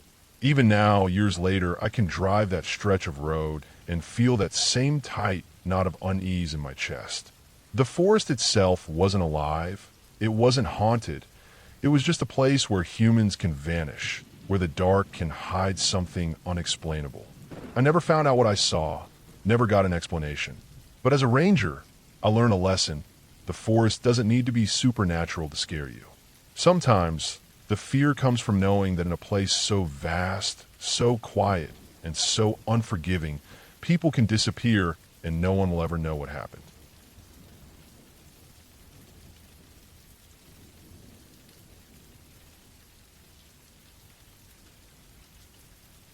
I've been a park ranger in the Cascade Mountains for over 10 years, and I've seen my share of strange things. Most of the time, it's just the usual: lost hikers, overturned kayaks, bears rummaging through campsites. But there was one incident that stayed with me more than any other, a night that reminded me just how unforgiving and isolating the wilderness can be when things go wrong. It was late October, and the nights had started getting longer and colder. I was on a solo patrol near the northern boundary of the park, an area that saw very few visitors. The forest there was dense, mostly cedar and fir, with thick underbrush that made hiking slow and exhausting. I had a standard route that I checked every few nights, making sure no one had trespassed, that trails were clear, and that wildlife was behaving normally. That night, the forest was quiet in a way that made you almost forget that other humans existed. The wind whispered through the trees, carrying the smell of wet leaves and decaying wood, and I kept hearing distant snaps of branches. Nothing unusual, but enough to keep me alert. I had been driving along a gravel service road when I noticed something off about the road signs. One of the trail markers, a standard green sign, had been knocked down and was partially buried in mud. That alone wasn't alarming. Storms and wind often did that. But when I parked my truck and stepped out, I noticed footprints in the mud near the sign. They weren't just ordinary footprints. They were enormous, human-shaped, but longer and wider than any normal person's feet. I knelt down to inspect them more closely. The mud was soft and the prints were fresh. They led away from the road, straight into the forest, and then disappeared where the terrain got too rocky to leave clear impressions. At first, I thought maybe some hunters had been careless. But hunting season had been closed for weeks, and no one in this part of the park had permission to be there. I radioed the station to report it, describing the prints and the location. The dispatcher sounded uneasy, but said they would send someone in the morning. For now, I was alone, and the forest seemed to close in around me as I walked along the trail that followed the prints. My flashlight cut through the darkness in a narrow beam, illuminating wet ferns and tree trunks slick with moss. Every crack of a branch under my boots echoed too loudly. The further I went, the stranger it got. I started noticing other signs that something had passed through recently. Trees had been stripped of bark in places, almost like they'd been clawed. Small animals were gone. I didn't see a single rabbit, squirrel, or bird. The forest felt wrong. It wasn't quiet in the sense of peaceful. It was tense, like something was watching and waiting. My stomach tightened. I had trained for dangerous wildlife encounters, but this felt different. After about an hour, I reached a small clearing near a creek. That's when I saw it. A series of tree stumps arranged in a rough circle, jagged and freshly cut, surrounded by large rocks pushed together unnaturally. There were marks on the stumps, deep gouges that suggested something incredibly strong had made them. My heart started racing, and I instinctively reached for my radio to call for backup. But the signal was dead. The forest swallowed the signal hole. Then I heard it. At first, I thought it was the wind, but it was a rhythmic, deliberate crunching, like something was moving through the underbrush, stepping carefully but heavily. I spun my flashlight around, sweeping the trees, and caught glimpses of movement just beyond the beam. Shadows that didn't belong to any tree, shapes that were too large to be deer. Whatever it was aware of me. My rational mind kept telling me it had to be an animal, maybe a bear or a cougar, but nothing I'd ever seen moved like this. I stayed as quiet as I could, edging backward toward the trail, my flashlight bouncing nervously over roots and trunks. The sound followed, always just out of clear sight, stopping and starting, circling the clearing. My training kicked in. I knew the best thing to do was stay calm, make myself known as human, but my voice felt like it would betray me if I used it. I reached for my flare gun, just in case. The clearing seemed endless in that moment. The shapes didn't emerge fully, but the prints on the mud told the story. Whatever had been here was enormous, stronger than any human, but oddly deliberate, almost cautious. I realized then that I had underestimated how much the forest could swallow a person whole, how quickly isolation could turn fear into raw panic. By the time I made it back to my truck, every nerve in my body was on edge. I locked the doors, took a deep breath, and tried to focus on the road back to the ranger station. When I finally reached it, I immediately filed a detailed report. The next day, a team came to investigate, and they found the stumps, the rocks, and the prints, but no tracks of any large human presence and no explanation for what could have moved through that area. The official report suggested an unusually large bear, but I knew what I had seen. What had followed me was not a bear. After that night, I started taking a second radio with me, always carrying pepper spray, always alert. I learned that the forest could hide things humans weren't meant to encounter, things that didn't follow logic or expectations. The experience stayed with me because it wasn't about ghosts or monsters. It was about reality, raw and unpredictable. Nature doesn't care if you're prepared. It doesn't care if you're trained. And sometimes the scariest part isn't knowing what's out there. It's knowing it's intelligent enough to keep you from finding out. Years later, I still patrol that same section of the park. The footprints never appeared again, and the stumps have rotted into the earth. But I remember that night vividly. The tension, the sound of something moving just out of reach, the sense that I was being watched by something bigger and stronger than me. And I carry that memory with me every time I walk a trail alone, knowing that sometimes the forest itself is more dangerous than any animal, more cunning than any human, and that survival doesn't always come from strength, but from paying attention, staying aware, and respecting the wild in a way most people never understand.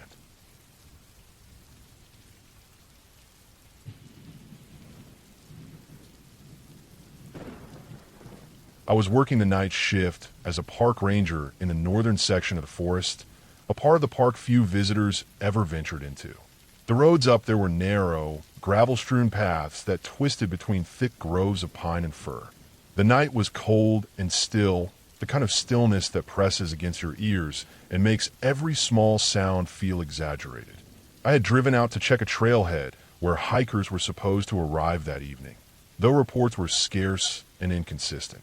The park had seen a spike in missing persons over the past month, mostly hikers who hadn't returned from what were considered easy trails. It wasn't unusual to find someone delayed or lost, but there was an edge to these reports that felt different. Something about the patterns didn't sit right with me. I parked at the trailhead just before midnight, shutting off the engine so that the only sound was the occasional rustle of branches and distant calls of nocturnal animals. The sky was overcast, the moon hidden behind a blanket of clouds, making the forest darker than usual. I started my patrol on foot, the gravel crunching under my boots as I followed the faint trail deeper into the trees. My flashlight cut a narrow swath of light ahead, illuminating roots, rocks, and fallen branches. Every so often, I would catch movement out of the corner of my eye, but when I turned, nothing was there, just shadows and the occasional deer or rabbit. About an hour in my patrol, I came across something that stopped me dead. A small campsite had been set up along the trail, but it was completely abandoned. The tent was half collapsed, and supplies were strewn around as if the people had left in a hurry. There were footprints leading away from the site, heading deeper into the forest. I noted that they were recent, still damp from dew and mud, but there was no indication of a struggle. I radioed the main station to report the discovery, giving them the coordinates and a description of the site. They told me to keep an eye on the trail and wait for backup. As I followed the footprints, I noticed something unsettling. The trail itself seemed to twist unnaturally. It curved back on itself in ways it hadn't when I had patrolled in daylight. I checked my compass, no malfunction. It was pointing true north, but the trail ahead and behind seemed to loop, confusing my sense of direction. I marked a tree with chalk to keep track of where I had been. Still, after an hour of walking, I found myself back at the campsite. The tent was in the same half-collapsed state, the supplies exactly as I had seen them. My stomach tightened. I began to hear faint sounds, low rustlings, something moving just beyond the reach of my flashlight. I called out. Even though I expected no one to answer, my voice swallowed quickly by the thick trees. I decided to check the perimeter of the clearing around the campsite, circling slowly, keeping my flashlight sweeping across the trees. That's when I noticed them, small, deliberate carvings on the trunks of the trees. They looked like scratches at first, random marks, but then patterns emerged, symbols, tally marks, even letters. I didn't recognize them. They weren't any official trail markers or ranger notes, and they didn't resemble anything I had been trained to interpret. My pulse quickened as I realized they led away from the trail, deeper into dense, unpatrolled forest. The rational part of me argued to leave and wait for backup, but another part, the instinct that had kept me alive in the backcountry for years, kept me moving. I followed the markings, trying to make sense of them. The air grew colder, heavier, almost metallic. A faint odor began to permeate the area, earthy, pungent, and unmistakably the smell of decaying animal matter. I shined my flashlight around and saw it. The forest floor was dotted with remnants of deer, rabbits, and small game, all recently killed. It was methodical, precise, and unnerving.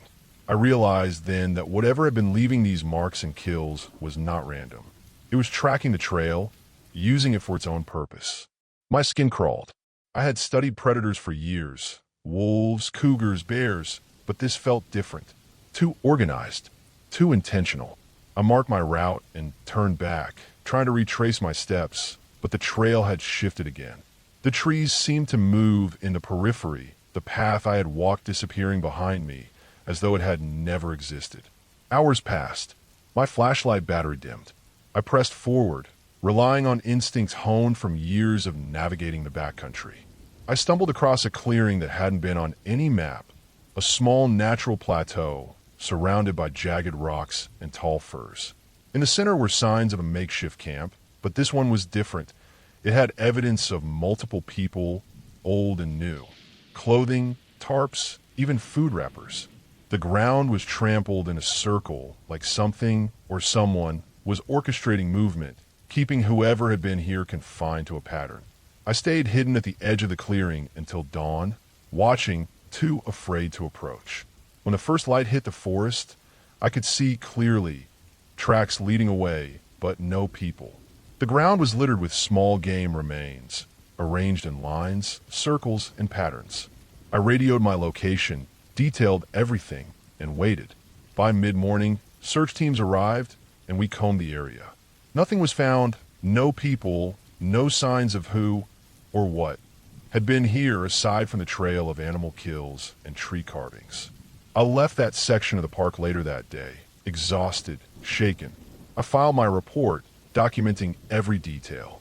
The higher-ups didn't seem to fully understand, and they dismissed much of it as natural predator activity, but I knew what I'd seen. That forest had something controlling it, observing anyone who wandered in. Over the following months, I avoided that section entirely, patrolling the areas I could manage. But I never forgot the quiet, methodical presence I had sensed that night, the feeling that something intelligent was moving just beyond the light, always watching, always calculating. It was a reminder that in the forest, not everything is governed by humans, and some parts of nature are far darker than any story we tell. By the time my next season rolled around, I had transferred to a different park, one with fewer mysteries, fewer trails that twisted against logic. I told myself it was for my safety, but deep down, I knew I had left a piece of my attention, my awareness, in that northern forest where someone or something was still out there, waiting for the next person to stray too far from the path.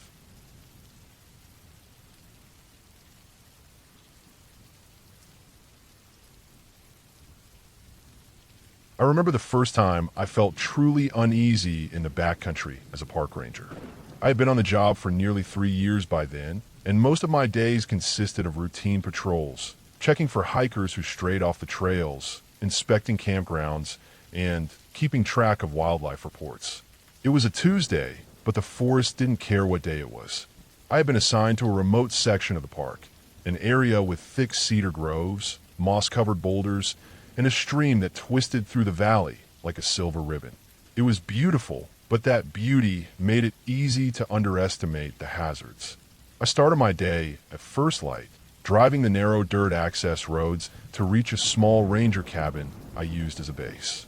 The road was rutted and slick from last night's rain, and my truck struggled over the muddy patches. By the time I reached the cabin, the fog was still heavy among the trees, curling around the trunks and hiding the forest floor. I parked, grabbed my backpack with first aid, radio, flashlight, and some food, and set off on foot toward the main trail I planned to patrol. My boots squelched in the wet earth, and the air smelled sharp with damp moss and pine. The trail itself was overgrown in places, and it had been a week since anyone had checked on this area. My route took me deeper into the valley, following the stream, past fallen trees and loose rocks. I kept an eye out for deer tracks, bear signs, anything that might indicate unusual activity. Around midday, I stopped to take a short break near a bend in the stream. The forest was quiet except for the occasional snap of a twig under a squirrel or bird. But then I noticed something strange, a set of footprints in the mud that weren't there the last time I walked this trail. They weren't human, at least not fully. They were elongated, with an odd spacing that made me pause. I knelt down, shining my flashlight on them, even though the sun was still high. The impressions were deep, as if whoever, or whatever, made them was heavy. I couldn't see claws or toes clearly, but the shape was vaguely humanoid. I took a photo and marked the location mentally, intending to report it when I got back. I continued walking, but the feeling of being watched started to gnaw at the back of my neck. Every few minutes, I'd catch movement at the corner of my eye, a shadow darting between trees, a rustle in the underbrush. I reminded myself I was trained to stay calm, that most of the time it was just wildlife. Still, the forest felt different that day, tense somehow, like the silence itself had weight. The stream twisted ahead, and I realized I needed to cross it to continue my patrol. The stones were slick, covered in moss. I stepped carefully, testing each rock before committing my weight. Halfway across, I thought I saw something in the water, a dark shape moving just beneath the surface. I froze. Nothing broke the current or made a splash, but the shape lingered long enough for me to get a sense of it. Too large for a fish, too solid to be a shadow. I shook it off, blaming the combination of light, water, and my imagination. By late afternoon, I reached a section of the trail that ran along a steep slope. The ground was uneven, and the forest grew denser. I paused to check my GPS, noticing I was further into the backcountry than I expected. The footprints reappeared, this time fresher and more numerous, zigzagging along the trail. My gut told me to turn back, but I was curious and stubborn. I followed them a short distance until the trail ended in a small clearing, a natural amphitheater of trees. That's when I noticed it, a series of disturbed spots in the ground. It looked like someone or something had been digging in a messy, uncoordinated pattern. Nearby, the stream widened slightly, forming a shallow pool, and around it were more deep prints, heavy and uneven. I realized I was in a place no regular hiker or hunter would go, a remote patch that seemed to have been hidden from the world. I radioed the station just to check in, but the static in the hills made my voice crack. The reply came back faint, almost unintelligible. I tried again, louder this time, and got confirmation I'd been heard, though my words didn't sound as confident as usual. The sun was setting fast, painting the sky orange and purple, and I knew I had to get back before dark. I started retracing my steps carefully, my flashlight ready. That's when I saw the movement. At first, I thought it was a deer or bear, but it was too fast, too deliberate. Something was running parallel to the trail, keeping pace with me just beyond the tree line. I froze, trying to catch a glimpse of its shape. My heart was pounding and adrenaline surged. I remember my training: stay calm, make your presence known, don't run blindly. I grabbed a whistle from my pack and blew a sharp blast. The thing stopped. Silence. Then, without warning, I saw it cross the trail, disappearing into the thick brush on the opposite side. I couldn't hear it, only the echo of my own breathing. I didn't dare look for it. I just kept moving, faster now, paying attention to every sound. Branches snapped, leaves rustled, shadows seemed to leap toward me. By the time I reached the cabin, night had fully fallen. I locked the doors and leaned against the wall, shaking slightly, trying to make sense of what I had seen. It wasn't supernatural. There was no ghost, no mythic creature. It was real, solid, a living presence I couldn't identify. The next morning, I hiked out with a camera and some additional rangers. We examined the tracks more carefully. They were consistent with a bear, but a bear unusually large and agile, moving in a way I hadn't observed before. We realized that the disturbed spots in the clearing were a bear's feeding pits, a mother protecting her cubs. The night had amplified my fear, and my imagination had filled in the gaps, but the danger had been very real. By taking careful notes, reporting promptly, and trusting my training, we were able to track the bear and alert hikers to avoid the area. It was a harsh reminder that fear in the wild is often rooted in reality, not fantasy, and the forest commands respect. Every ranger knows it, but nothing prepares you for that raw, sudden awareness of just how alone and vulnerable you can be when the night closes in.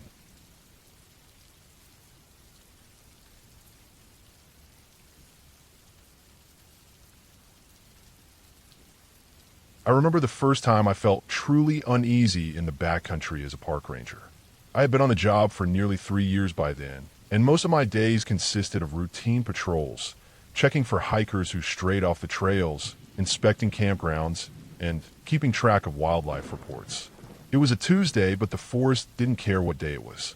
I had been assigned to a remote section of the park, an area with thick cedar groves, moss-covered boulders, and a stream that twisted through the valley like a silver ribbon. It was beautiful, but that beauty made it easy to underestimate the hazards. I started my day at first light, driving the narrow dirt access roads to reach a small ranger cabin I used as a base. The road was rutted and slick from last night's rain, and my truck struggled over the muddy patches. By the time I reached the cabin, the fog was still heavy among the trees, curling around the trunks and hiding the forest floor. I parked, grabbed my backpack with first aid, radio, flashlight, and some food, and set off on foot toward the main trail I planned to patrol. My boots squelched in the wet earth, and the air smelled sharp with damp moss and pine. The trail itself was overgrown in places, and it had been a week since anyone had checked on this area. My route took me deeper into the valley, following the stream, past fallen trees and loose rocks. I kept an eye out for deer tracks, bear signs, anything that might indicate unusual activity. Around midday, I stopped to take a short break near a bend in the stream. The forest was quiet except for the occasional snap of a twig under a squirrel or bird.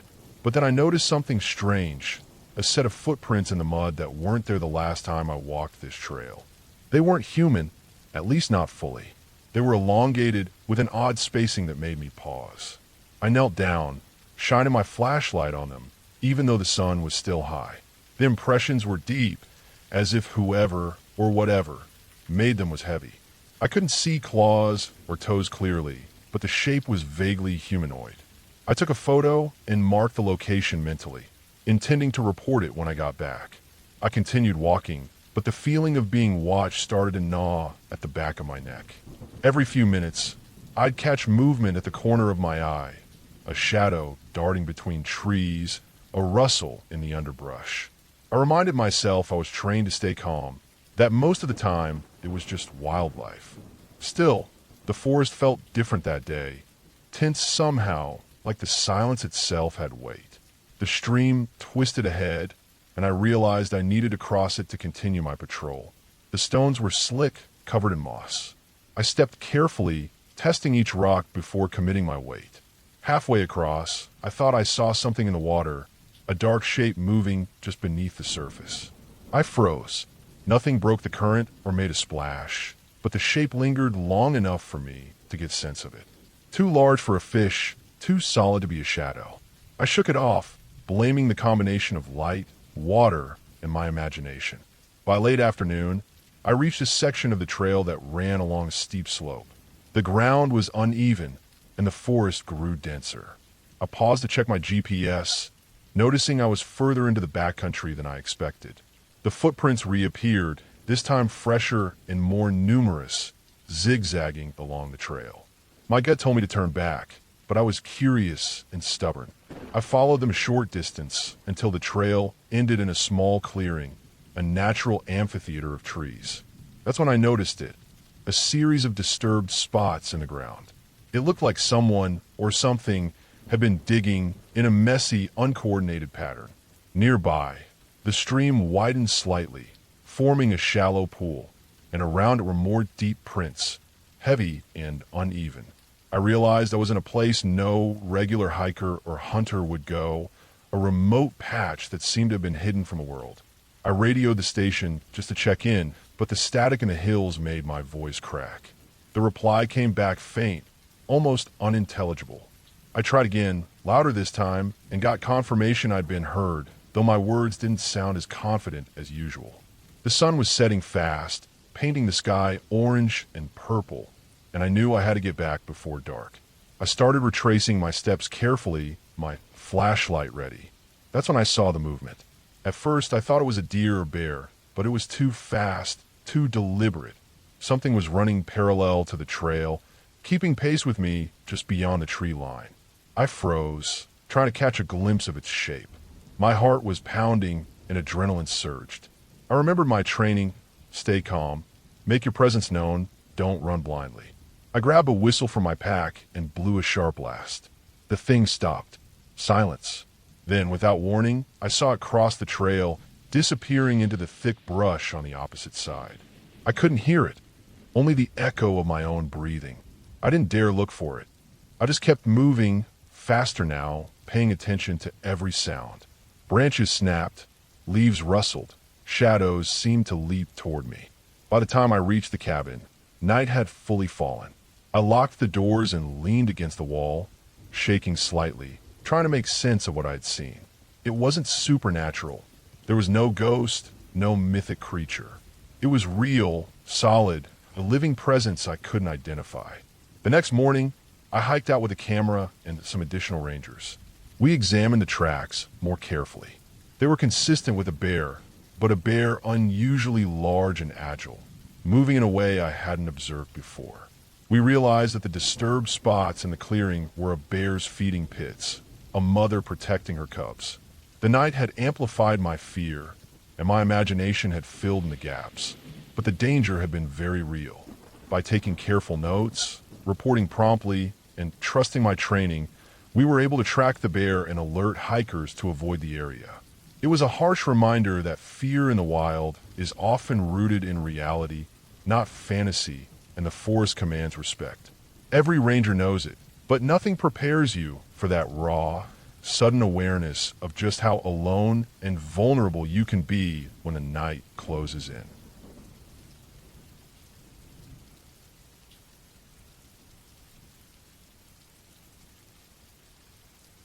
I took my boyfriend on our first real camping trip because I wanted to test two things at once. I wanted to see how we handled being uncomfortable together, and I wanted to go back to a place that had always made me feel watched. The MT Adams area had that reputation. People talked about strange lights there the same way they talked about bad weather. Casual, almost bored. I had been up there before and seen things that didn't fit easy explanations, but nothing dramatic enough to scare me away. Enough to keep me curious. He was a hard skeptic, not the loud kind, just the kind that quietly files everything away into neat boxes. Drones, planes, satellites, reflections, military testing. Everything had a slot. He wasn't rude about it. He just didn't entertain ideas without proof. I liked that about him, even though I knew it would make this trip interesting. We camped in a dispersed spot far off the main roads. The kind of place where the forest feels untouched and the night settles in fast. The trees were tall and thick, and once the sun went down, there was almost no ambient light. No campgrounds nearby, no traffic, no glow from towns. Just stars and dark shapes. The air felt heavy in a way that was hard to explain, like pressure before a storm, even though the sky was clear. That first night, the lights started slow. One appeared where there had been nothing a second before. It didn't fade in or move in a place. It just existed. Then it zipped across a section of sky, far faster than a plane ever could, and vanished again without dimming. Later, two appeared at different points and moved toward each other, joined briefly, then went out. No blinking, no sound, no steady path, just motion and then nothing. I had seen this before in that area, so I watched his reactions more than the sky. I could feel him working through his mental checklist, trying to line up explanations that fit. He kept tracking the lights, probably looking for patterns. After a while, the sky went quiet again. No more movement, just stars. The next morning, he didn't try to explain it away. He didn't need to say anything. I could tell something had shifted. Not belief, exactly, but uncertainty. The neat boxes had cracked a little. That alone made the trip worth it to me. Months later, we went camping again, this time with his dad and stepdad. Both of them had spent most of their lives working in the forest. Forest Service, BLM, decades of night patrols, remote work, long hours in places most people never go. They were practical men who had seen accidents, crimes, and the kind of things that happen when people underestimate nature. They were not the type to tell stories for fun.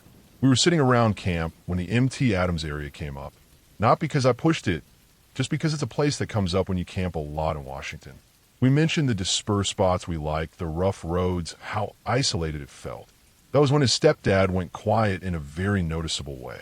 He had worked that exact area for years. It had been his beat for a long time, back when resources were thin and patrols were long. Without being prompted, he started talking about how they used to be assigned to look for camp thieves.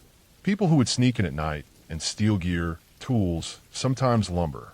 They never caught anyone. Not once. But they did see things they couldn't explain. He wasn't animated about it. He wasn't excited. He spoke like someone recounting a maintenance issue or a bad road. Flat. Careful. Like he had learned a long time ago not to talk too much about it.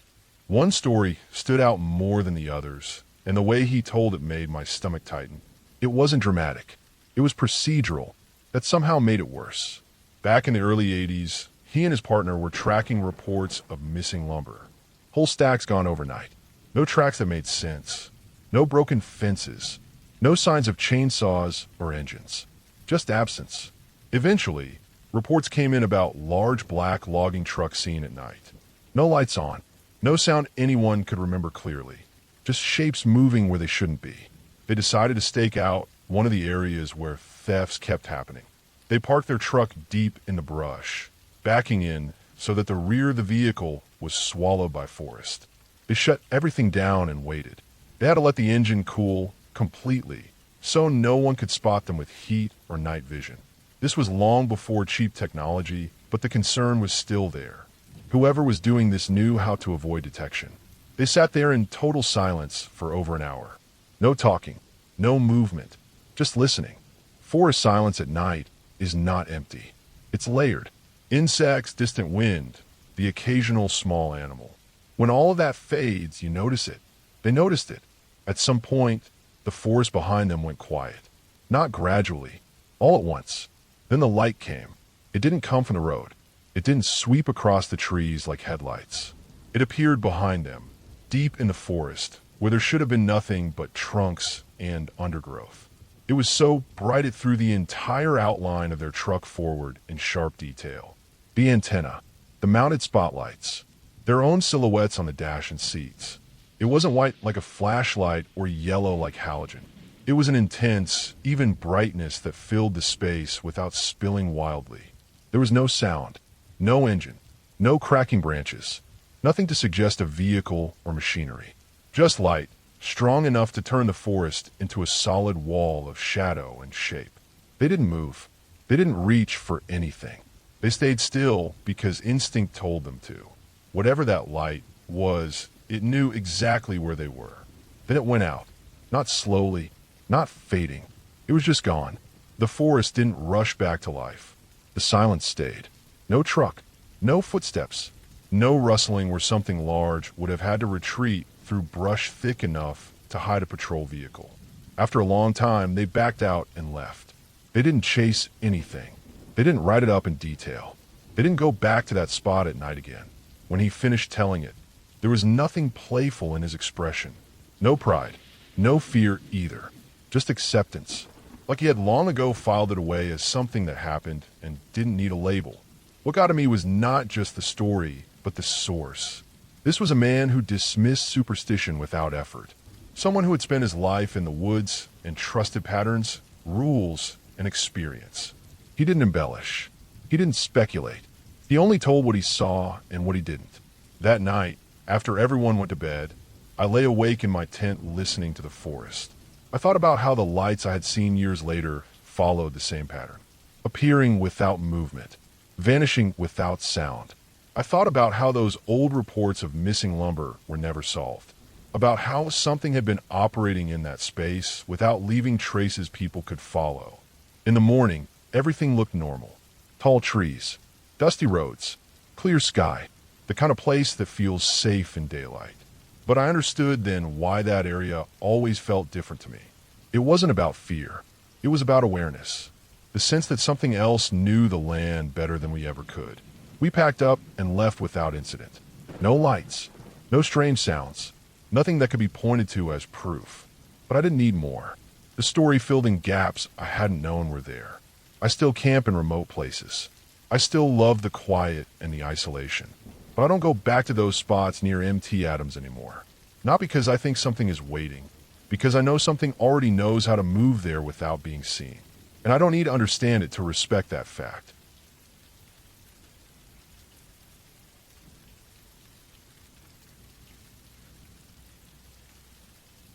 I was a park ranger in a vast, isolated section of the Cascade Mountains. My territory stretched over dozens of miles of dense forest, steep ridges, and hidden valleys. Most of the year, it was quiet, too quiet.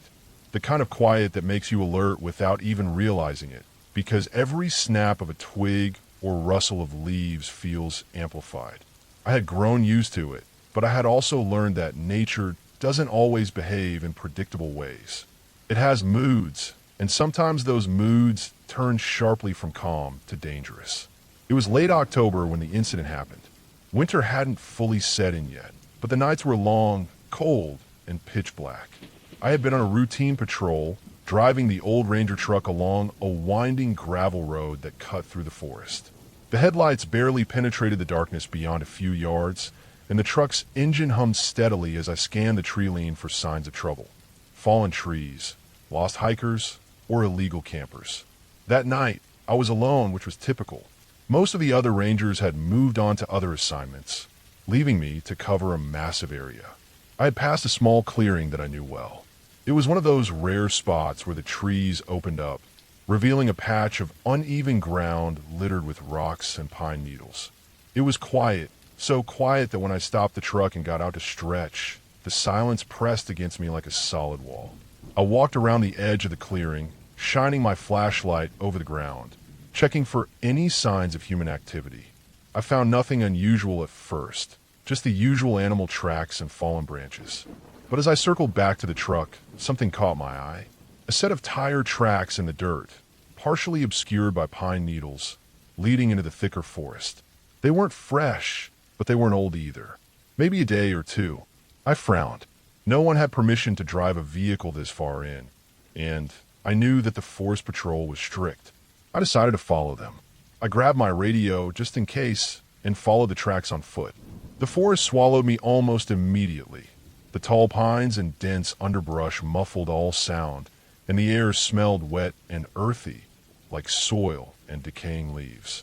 As I moved deeper, I noticed more signs: broken branches at head height, flattened brush, and scuffed bark on the trees, as if something or someone had forced their way through. My pulse quickened, not with fear, but with that sense of awareness that comes with experience.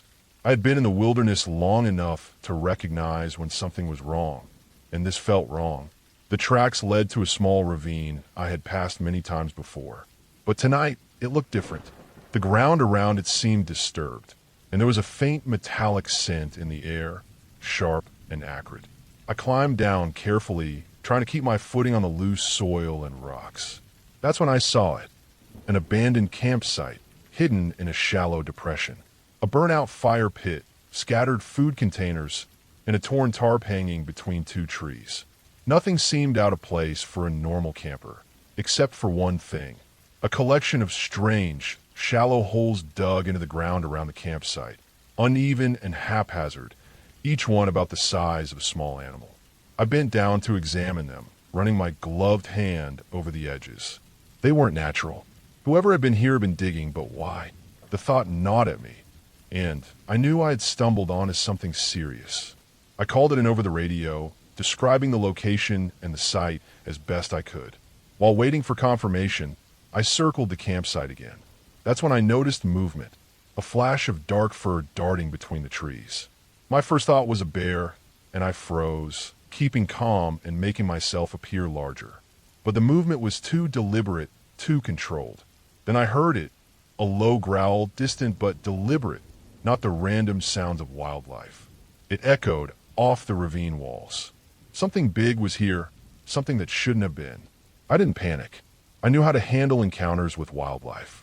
I slowly backed up toward the ravine edge, keeping my eyes on the trees. The growling stopped. Silence returned. But when I turned back to the campsite, I noticed that one of the holes had been filled in, smoothly, as if nothing had ever been dug. My stomach tightened. Whoever or whatever had been here was still around, watching, waiting. By the time backup arrived, the site had been entirely cleared. There was no sign of tire tracks, no dug holes, nothing out of the ordinary except the burned fire pit. I spent the next few days patrolling the area rigorously, checking the ravine and surrounding trails. I found evidence of recent human activity, footprints, remnants of food, and occasionally those shallow holes, sometimes partially filled, sometimes open. Whoever had been here had a system, moving through the forest stealthily, always aware of my presence. Weeks later, reports came in of missing hikers in nearby areas. Nothing was ever directly linked, but I couldn't shake the connection. I spent months mapping the trails, marking unusual activity, and increasing patrols. Eventually, the disappearances stopped, and the area grew quiet again. The forest, it seemed, had accepted me as part of its rhythm, as long as I respected its limits. I never discovered exactly what had been digging those holes, or why someone or something was so careful about avoiding detection. But I learned that in the wilderness, not all threats are obvious. Some hide in plain sight, patient and deliberate, and the forest has a way of swallowing secrets whole if you don't pay attention. That experience stayed with me, a constant reminder that even in the most familiar terrain, the line between safety and danger is thinner than you think, and sometimes the only thing separating you from disaster is vigilance and respect for the wild. The forest eventually calmed, but I always carry that memory. The feeling of being watched, of moving carefully through shadows, of understanding that nature has more intelligence and more danger than most people realize. It changed the way I patrolled forever, making me more observant, more cautious, and more aware that the wilderness doesn't just harbor animals. It harbors secrets that sometimes should remain untouched.